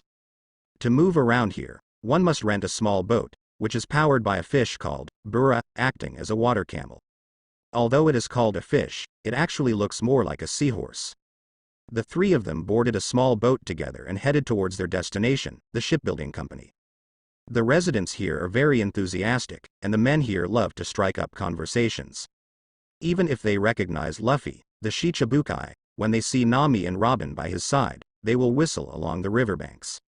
Then Luffy gave them a stern look, leaving them dumbfounded. Who is this person? Is he in heat? Oh, it seems that humans are indeed creatures in heat all year round.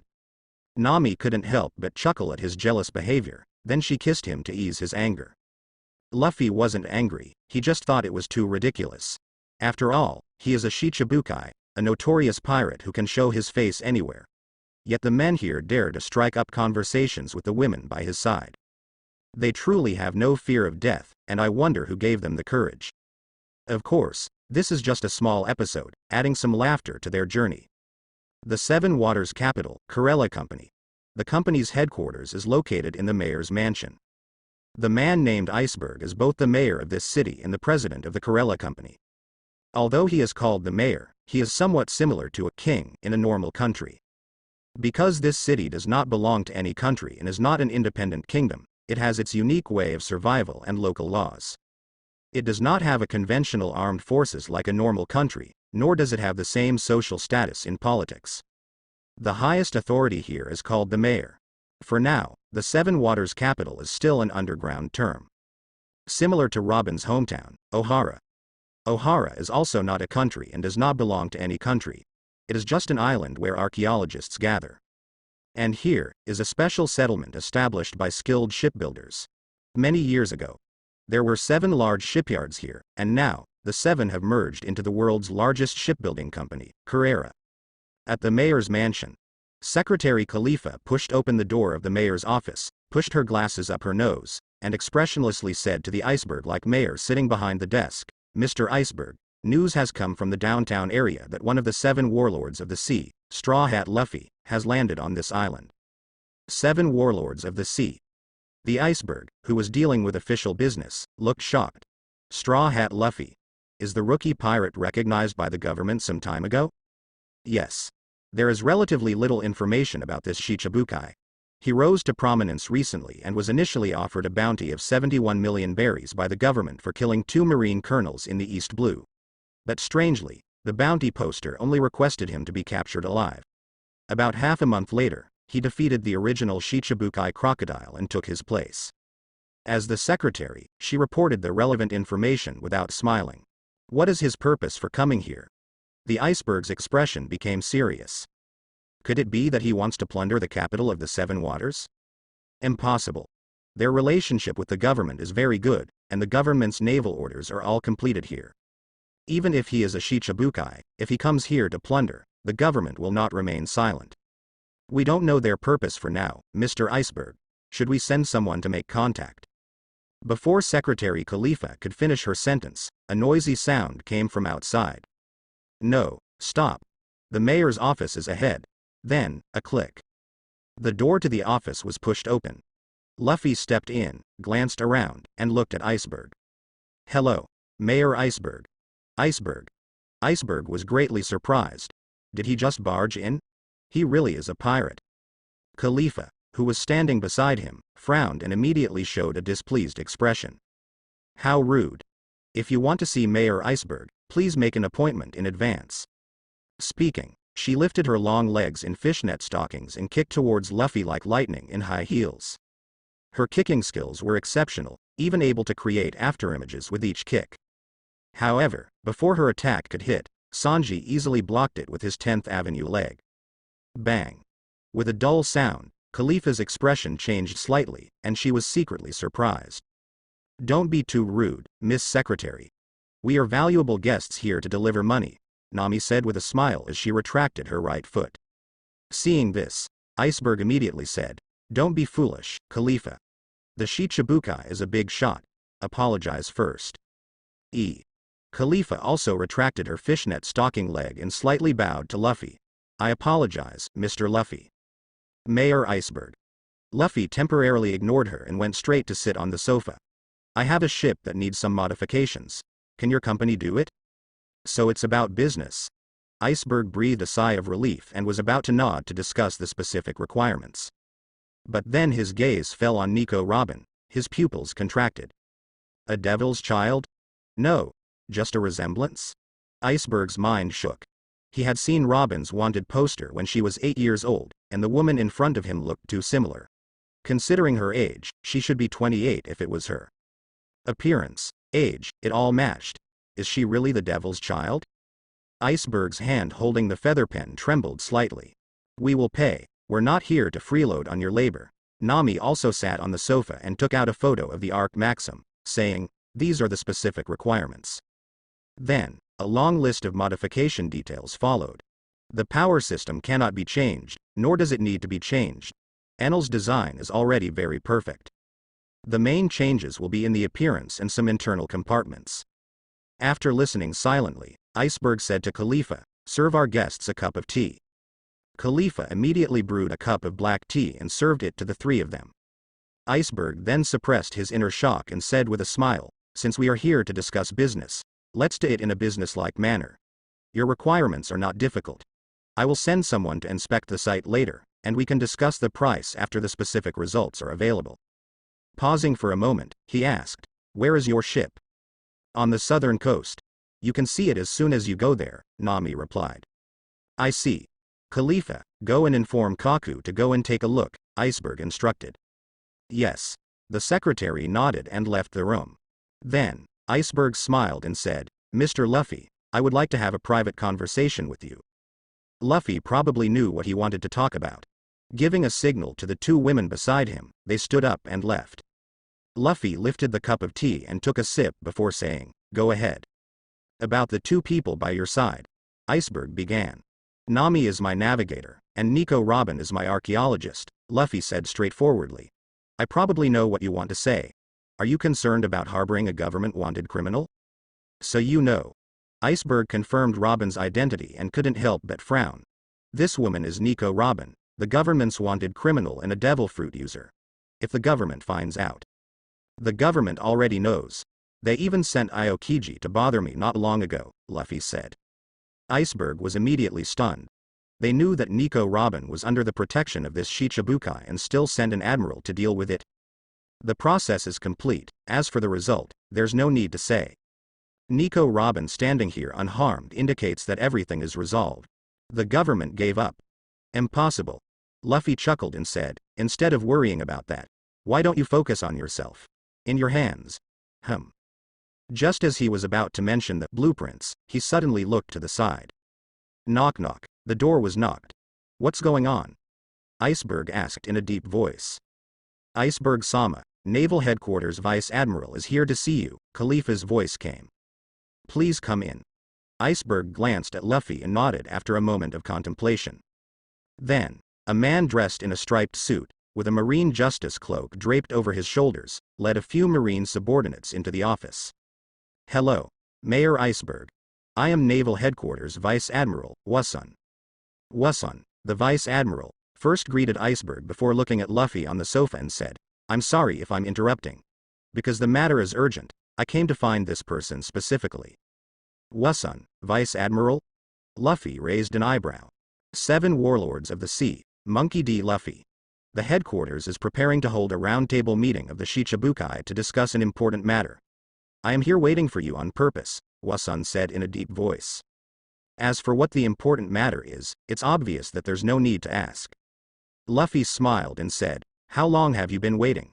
"I arrived yesterday, not long ago," Wasun said. "You can come with us to the headquarters. The warship is ready to depart at any time." "Go to the headquarters. Can I refuse?" Luffy teased, unable to resist saying so when he saw the serious expression on the guy's face. "Don't joke around." The marmoset's face darkened. Could Mr. Garp's grandson also be as willful and reckless as Garp himself? "As a Shichibukai appointed by the government, you must obey the government's orders when necessary. This matter is extremely important. Under normal circumstances, it would be forgivable, but if you refuse this time, your title will definitely be revoked." He admonished with a serious tone, "Are you in a hurry?" Luffy frowned. "There's still a month until the Summit War. Why are they summoning the Shichibukai so early? The Marines themselves haven't deployed enough forces, have they? According to the original story, there were 100,000 elite soldiers from all over the world, and there were several thousand Vice Admiral level fighters alone." The marmoset had to patiently explain. After all, he was Garp's grandson, different from the other Shichibukai. For Garp's sake, he had to say a few more words. He had also received a lot of care from Garp in the past. "We need to gather other members afterwards, so we have to be quick. So I'm just on the way." Luffy rolled his eyes. "Who are we picking up?" "The Pirate Empress, Boa Hancock," the marmoset said in a deep voice. "It will take some time to go from here to the Calm Belt, and then return to the naval headquarters. Time is not abundant, Luffy-san." "So it's on the way, huh?" Luffy's interest was piqued when he heard the name of the Empress. Come on, as a man, it's normal to be a little interested in the rumored world's most beautiful woman, right? Anyway, he would eventually have to attend the meeting, so it wouldn't hurt to take a look at this beauty along the way. Marmoset. If I had known it would be like this, I should have mentioned the Empress right from the start. But, I'm afraid he'll be disappointed. The Pirate Empress is a woman who despises men to the extreme. Although he said, "Let's go," it was not possible to leave immediately. As a responsible leader, things that need to be arranged still need to be arranged. "You guys go to the port and wait for me, I will come later." "Understood. Please come as soon as possible." Vice Admiral Wushe was not worried about people running away. He immediately greeted Bing Shan and walked out of the office with his subordinates. "I will be leaving for a while. Mayor Bing Shan, I entrust the matter of the ship to you." Luffy put down the red tea in his hand and said as he stood up. You can rest assured, I will not joke about the reputation of the Corella Shipbuilding Company. Seeing that Luffy was about to leave, Bing Shan immediately stood up and took a few steps to see him off. Regarding Nico Robin, Luffy leaned close to his ear and whispered a few words. Then he patted his shoulder and smiled. Take care of yourself. Well then, goodbye. I'll probably come back here in about a month. Bing Shan stood still, his expression extremely serious. On the other side, Luffy left the mayor's mansion with Nami and Robin. I'm going to attend the Shichibukai meeting. You two stay here for now. Will it be dangerous? Nami looked worried. Luffy shook his head. The danger is not for me, but... As he spoke, his gaze turned to Robin. Because of the incident with Aokiji before, Robin now wouldn't be easily manipulated by CP9's agents with just a few words, like in the original story, for the sake of the Straw Hat Crew's safety. The problem is not CP9, but once he leaves, the world government might send someone to capture her. And he couldn't bring Robin with him to attend the Shichibukai meeting. Luffy, don't underestimate me. I'm already used to dealing with this kind of thing, Robin laughed softly. Well then. Luffy took a moment to think and made some arrangements for the two of them. Mr. 2 of the second team, whose real name is Bentham, is a user of the clone fruit ability. When they were in Alabasta, he perfectly disguised himself as the princess, Koala. He will pretend to be Robin and attract attention from others. As for Robin herself, she will have to disguise herself a bit. This is not a problem for Robin, as her 20 years of experience on the run have taught her various strange skills. This is indeed a good plan. Nami's eyes lit up, agreeing. I will only be back in about a month. The modifications to the Arc Maxim will also take some time. Don't slack off during this period of training, Luffy said, bidding farewell to the two women. Using his observation haki, Luffy quickly found Chopper's presence. He and Usopp and the others were strolling on the main street. After thinking for a moment, he immediately headed towards the southern coast. You have arrived at the new island, Water 7. Reward, 1,000 adventure points. Adventure points. 7,825. He opened the adventure shop and began searching for the items he urgently needed. There were two things he wanted. First, the blank fruit. Second, the 6 powers fruit. The former was for backup, in case Whitebeard died and the shock fruit couldn't be wasted. The latter was for investment. Yes, it was for investment. With the physical enhancement water developed by Chopper, he would buy 6 powers fruits for the crew members to enhance their combat abilities. This way, he would earn more adventure points. Today's luck was good. The shop had the haki fruit available. Although it wasn't the current target, his observation haki was only one level away from completion, so he bought it without hesitation. Adventure points minus 200. Refresh, refresh, refresh. In total, I brushed 7 times, consuming a total of 1320 adventure coins. I didn't see any blank fruits, but I bought 2 boxes of Rokushiki fruits and 3 individual Rokushiki fruits. A total of 15 Rokushiki fruits. Consumed a total of 2,300 adventure coins. Continuing to brush is not cost effective. It costs 1280 each time, which is too expensive, so I give up. Adventure coins. 7,825 of 4,005 returned to the southern coast. Zoro is punching Mr. 3's wax wall with all his might. His fist is wrapped in bandages, and blood is seeping through. Seeing Luffy return, the two immediately stop their training. You're back so soon, Luffy. How did things go with the ship? I left the ship to Nami. Zoro, take these and give them to Law later. Luffy hands over 15 Rokushiki fruits to Zoro, without waiting for him to ask, and quickly explains the Shichibukai meeting. After listening, Zoro immediately understands. So, you're going to save Ace? Wow, Zoro, you've become quite smart. Luffy looks at him in surprise. Zoro's eyebrows jump fiercely. Don't take me for a fool. I saw the news of the public execution, and combined with your actions, it's not surprising to guess. But how did you anticipate it would turn out like this? When we were in Alabasta, you obtained the title of Shichibukai. Was it all for this moment? Luffy pats his shoulder and says with great seriousness. I've trained my observation haki to an advanced stage, so I can predict the future. I told you before, didn't I?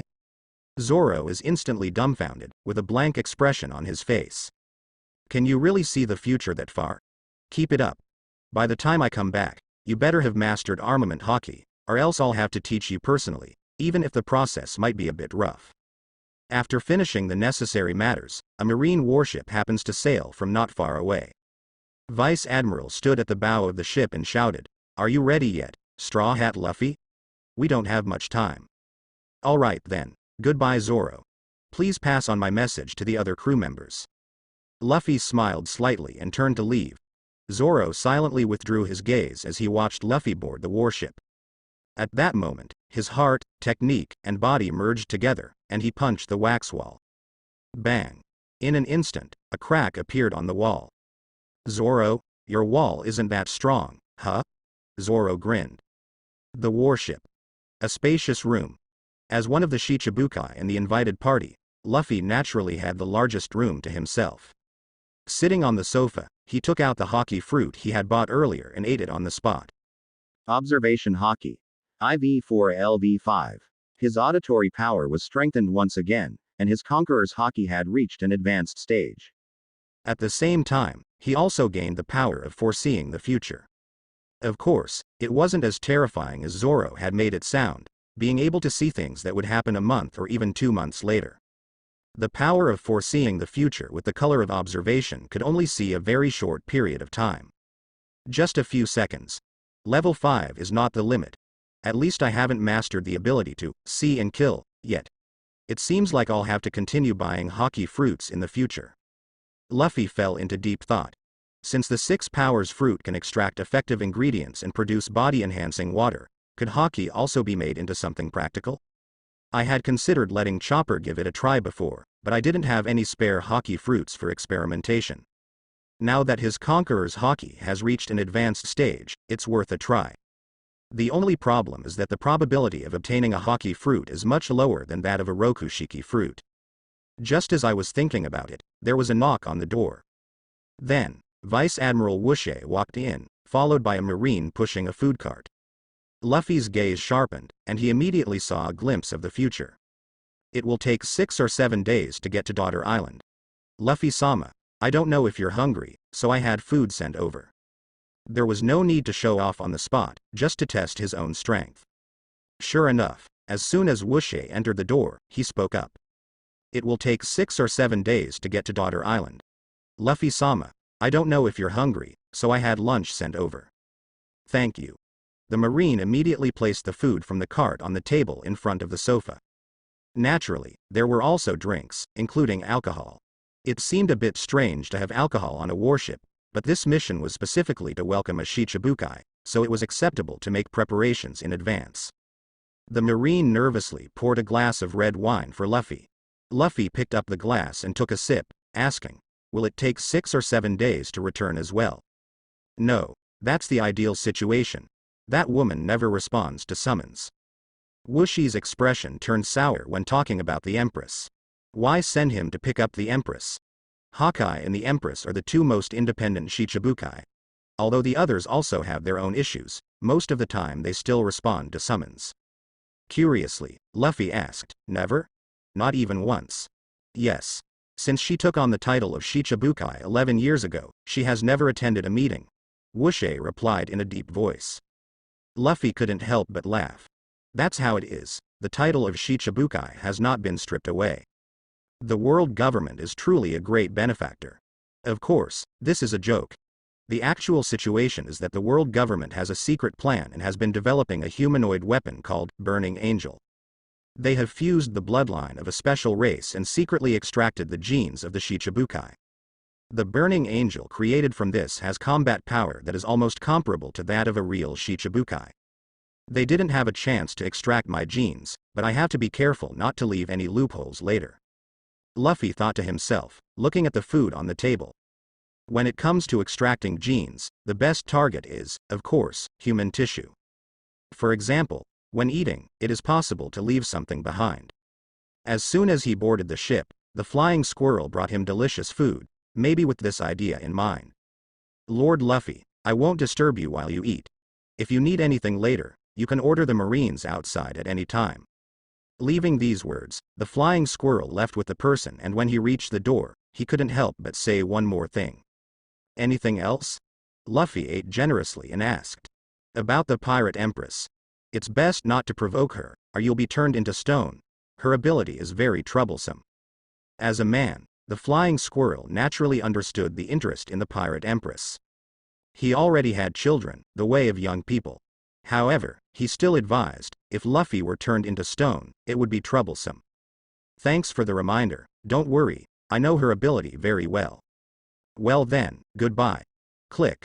The door was closed. Luffy shook his head and thought seriously while enjoying the food. If the Empress were to release Mero Mero Mellow on him, would he turn into stone? The answer is 100% turning into stone. This ability is too treacherous. As long as there is a moment of infatuation, being mesmerized by her beauty, the body will petrify. Even without the kind of infatuation between men and women, even with thoughts like, so cute, or, so beautiful, it is still possible to turn into stone. The Archangel created based on the Empress is in the form of a young girl, and she can replicate the Empress's ability to turn others into stone. Surely not everyone likes young girls like perverts, right? In fact, just feeling cute is enough to fall victim. Note. Haki can resist it. With my current Haki, consciously resisting her ability will not be a problem. Luffy thought calmly. The only thing to note is to use Haki before being petrified. Once petrified, the person's thinking will be frozen, and there will be no time to release Haki. But this is not a problem at all, after all, he can see into the future. Time flies. 7 days later. The warship sailed against the Grand Line and finally entered the calm belt. For marine warships today, the sea area that is difficult for ordinary ships to navigate is not a problem at all. Similar to sea stone, a substance is installed on the bottom of the warship that can release a pheromone that sea kings dislike, so they will not be targeted by the creatures living in the calm belt. You have sailed in the Sea of Paradise for 7 days, rewarded with 700 adventure coins. Inside the room. Luffy sat on the edge of the bed, boredly looking at the blue sea outside the window. The system prompt arrived as scheduled. During these 7 days, in addition to the daily sailing rewards, the crew members in the 7 water capital have also been continuously mastering new 6 styles. The previous investments have been rewarding every day. Up to now, those people have mastered a total of 26 styles, accumulating a feedback of 5,200 adventure coins. Especially Zoro has become the 3rd person to fully master the Rokushiki technique, following Vivi and Nami. Adventure coins 4005 and 9905. Suddenly, a knocking sound is heard. Voices of the Marines can be heard from outside. Luffy-sama, we are about to enter the waters near Big Daughter Island. Understood. Big Daughter Island, also known as Amazon Lily, is a country formed by women. The ruler of this country is one of the 7 warlords of the sea, the Pirate Empress, Boa Hancock. Before becoming a Shichibukai, she had a bounty of 80 million berries from a single expedition. Now, after so many years, disregarding her title, this woman's strength has reached over 1.6 billion, at this moment, thickness. Sister Sama, it's a communication from the Marines. Marigold immediately reports to the Pirate Empress. The warship has arrived outside the island and they are requesting us to come out and meet them. HMPH, they still know the rules of Big Daughter Island. Since they didn't request permission to land, let's give them some praise. The Pirate Empress sits on a cute pink python, her delicate face showing a disgusted expression. I hate the Marines, and I hate the government even more. I have no interest in the gathering of the Shichibukai. But are we just going to ignore this? Well, let me think. With her eyes closed, the Pirate Empress stands up and walks outside step by step in her red high heels. The warship that came to welcome us, daringly intruding into the Sea King's territory, will ultimately meet an unimaginable end in the sea. Will the naval headquarters accept such a result? A wicked smile appears on the corners of her mouth as the Pirate Empress's voice reaches the ears of her 2 sisters. Let's go, Marigold and Sandersonia, let's go and meet them. Calm Belt, near Daughter Island. On the deck of a warship, countless Marines, some holding swords, some holding guns, all with serious expressions, look towards the direction of Daughter Island. The gate opened, and a pirate ship sailed out from behind the gate, slowly heading towards the warship. They're here. Vice Admiral Oniwabanshu, that's the perfume Yuta, the Pirate Empress's snake princess. All hands on alert. That's the pirate empress, who knows what she'll do. Oniwabanshu loudly reminded all the soldiers. Gulp, the sound of swallowing saliva. The soldiers were all nervous, but also excited. After all, she was rumored to be the world's most beautiful woman, and soldiers are also men. Naturally, they would have the thought of catching a glimpse of her beauty. So nervous. Luffy sat on the main cannon of the warship, holding an apple in his hand, casually taking a bite. Luffy-sama, you shouldn't take it lightly either. Oniwabanshu reminded him with a serious tone. Soon, the pirate ship of the Empress approached and stopped parallel to the warship. The Perfume Yuta pirate ship flew a pirate flag with a skull enveloped by 9 snakes that resembled the sun in appearance. The women of Daughter Island, also known as the 9 Snake Tribe. In addition to wind sail power, the ship itself also had 2 huge sea snake camels underneath, allowing it to freely enter and exit the comm belt. After the ship stabilized, many female crew members on the deck gathered on the side closest to the warship. Marine's technology has also improved. Such a large warship, daringly docking in the center of this monster-infested sea area. Quite courageous, Marine. The speaker was a short-haired woman, with a pink snake wrapped around her right arm and a quiver hanging on her back. Seeing this woman, Luffy had a vague impression, but forgot her name specifically. Upon hearing this, the Marines showed displeased expressions. Oniwabanshu said in a deep voice, "This is a new generation warship, reinforced with sea stone, which can eliminate a certain amount of aura and avoid Sea King's attacks. But if it stays still for a long time, it will be discovered sooner or later." New technology? A new generation of warships? The members of the 9 Snake Pirates frowned slightly, only to hear Wuxie continue. According to the agreement between your 9 Snake Pirates and the government, our warships cannot enter within a 3-kilometer range. However, the effectiveness of this agreement is based on your compliance with the government's dispatch. At this point, he took a deep breath. Are you not coming out yet? 7 Warlords of the Sea, Pirate Empress, Boa Hancock. I am here on behalf of the naval headquarters to welcome you. Oh my. Why are you shouting so loudly? Men, oh men, truly lacking taste. Living men, it's been a long time since we've seen any. Whenever we were on an expedition in the open sea, whether it was merchant ships or other pirate crews, as soon as they saw our flag, they would run faster than anyone else. The response to him was the voices of women expressing disdain. A cross immediately appeared on Wuxie's forehead, and he angrily said, 9 Snake Pirates. Every time the government calls for you, your response is always that you will participate and come as soon as possible, but you have never actually come. Don't think that this kind of willful behavior can continue forever. This time it is a mandatory call from the government. If you still want to play this trick, the title of Shicibukai will definitely be revoked. Do you understand, Pirate Empress? Squeak. On the deck of the Perfume Serpent, the door to the stern tower slowly opens. Accompanied by the sound of high heels stepping on the deck, a tall and graceful black-haired woman slowly appears before everyone's eyes. Finally decided to show up? Wuxie's expression becomes extremely serious. The compulsory gathering of the Shichibukai. Have we finally reached the point where the Marine Vice Admiral personally comes to welcome us? The Empress's voice is cold. She steps onto the stairs, stepping on the head of one of the sea snakes, and extends her fair and slender fingers, pointing towards the direction of the warship. The sea snake moves its head, acting as the stairs, and escorts the Empress to the front of the Marines. At this moment, the mysterious veil of the rumored pirate Empress is completely revealed before the eyes of the men. She has a tall figure, black long hair styled in a princess-like manner, a slightly wide and smooth forehead, slender and delicate almond-shaped eyes with a hint of coldness, a high and straight nose, a small and delicate nose, rosy lips, and a pair of golden snake-shaped earrings hanging from her ears.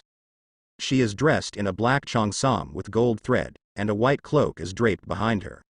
At this moment, with one hand on her waist, slightly tilting her head, she silently gazes at the Marines. Her attitude is extremely arrogant. This is the rumored pirate Empress? I've never seen her in person before. She truly deserves the title of the world's most beautiful woman. Damn it. She's acting as if she looks down on us. She's just too beautiful. The Marines initially showed anger on their faces, but as time passed, their expressions crumbled one by one, completely surrendering to her beauty, revealing their infatuation. The face of the squirrel turned black. This group really embarrassed the Marines. On the other side, Luffy was also sizing up the Empress. Indeed, she is very beautiful, with an outstanding temperament that can arouse a man's desire to conquer. She is completely different from Nami and Vivi in terms of appearance. Of course, this is the impression she gives on the surface. In reality, she is like a blank sheet of paper, completely obsessed with love. This is also a kind of contrast, although it is not popular now. Just like Tsunere in a different environment. Luffy thought to himself, silently watching the show on the side. In order to prevent his subordinates from further embarrassing themselves, the squirrel decisively accelerated the pace of the conversation and said bluntly, "Our warships have all arrived here. What is your answer? It's really distressing. I don't want to participate in the war at the naval headquarters, but I also don't want to be stripped of my title as a Shicibukai." The Empress sighed lightly. "Is there such a good thing in the world? Don't think you can be as willful as before this time." The squirrel's face turned ugly. "Don't worry, Marine Vice Admiral. I also want the goods on your warships." The Empress smiled faintly. His fist clenched. The squirrel couldn't bear it and angrily said, "Don't joke around, we're not children. Do you think I would agree to such a request?" At the same time as he burst into anger, the many subordinates behind him couldn't wait any longer and began to act. "Hurry up! Hurry up! Send everything over. What a beautiful woman she is. Whatever it is, I'm willing to give it to her. These idiots." The face of the flying squirrel changed drastically. In the next moment, the Empress leapt down from the head of the sea snake, her face filled with a slightly ironic smile, and she stretched out her arms in front of her chest, making a heart-shaped gesture. "The corrupt and wicked desires that are infatuated with me will harden your bodies. Marrow, marrow, mellow." In an instant, a wave of pink heart-shaped rays swept through everyone. The Marines who were tempted by beauty, one by one, maintained a posture with hearts in their eyes, and in the blink of an eye, they turned into stone statues. And in this crisis, the Vice Admiral, the flying squirrel, was the first to take out a dagger and fiercely stab it into his own palm. Blood soaked the deck, everywhere. The Empress's mouth curled up. "Impressive, Naval Headquarters Vice Admiral. Your reaction is quick, using intense pain to suppress temporary evil thoughts, huh? Damn it." Veins bulged on the flying squirrel's forehead. The Empress's gaze shifted slightly, glancing at the naval cannon on the warship, where a man was still eating an apple, completely in a spectator state. From the moment she appeared until now, her mouth hasn't stopped.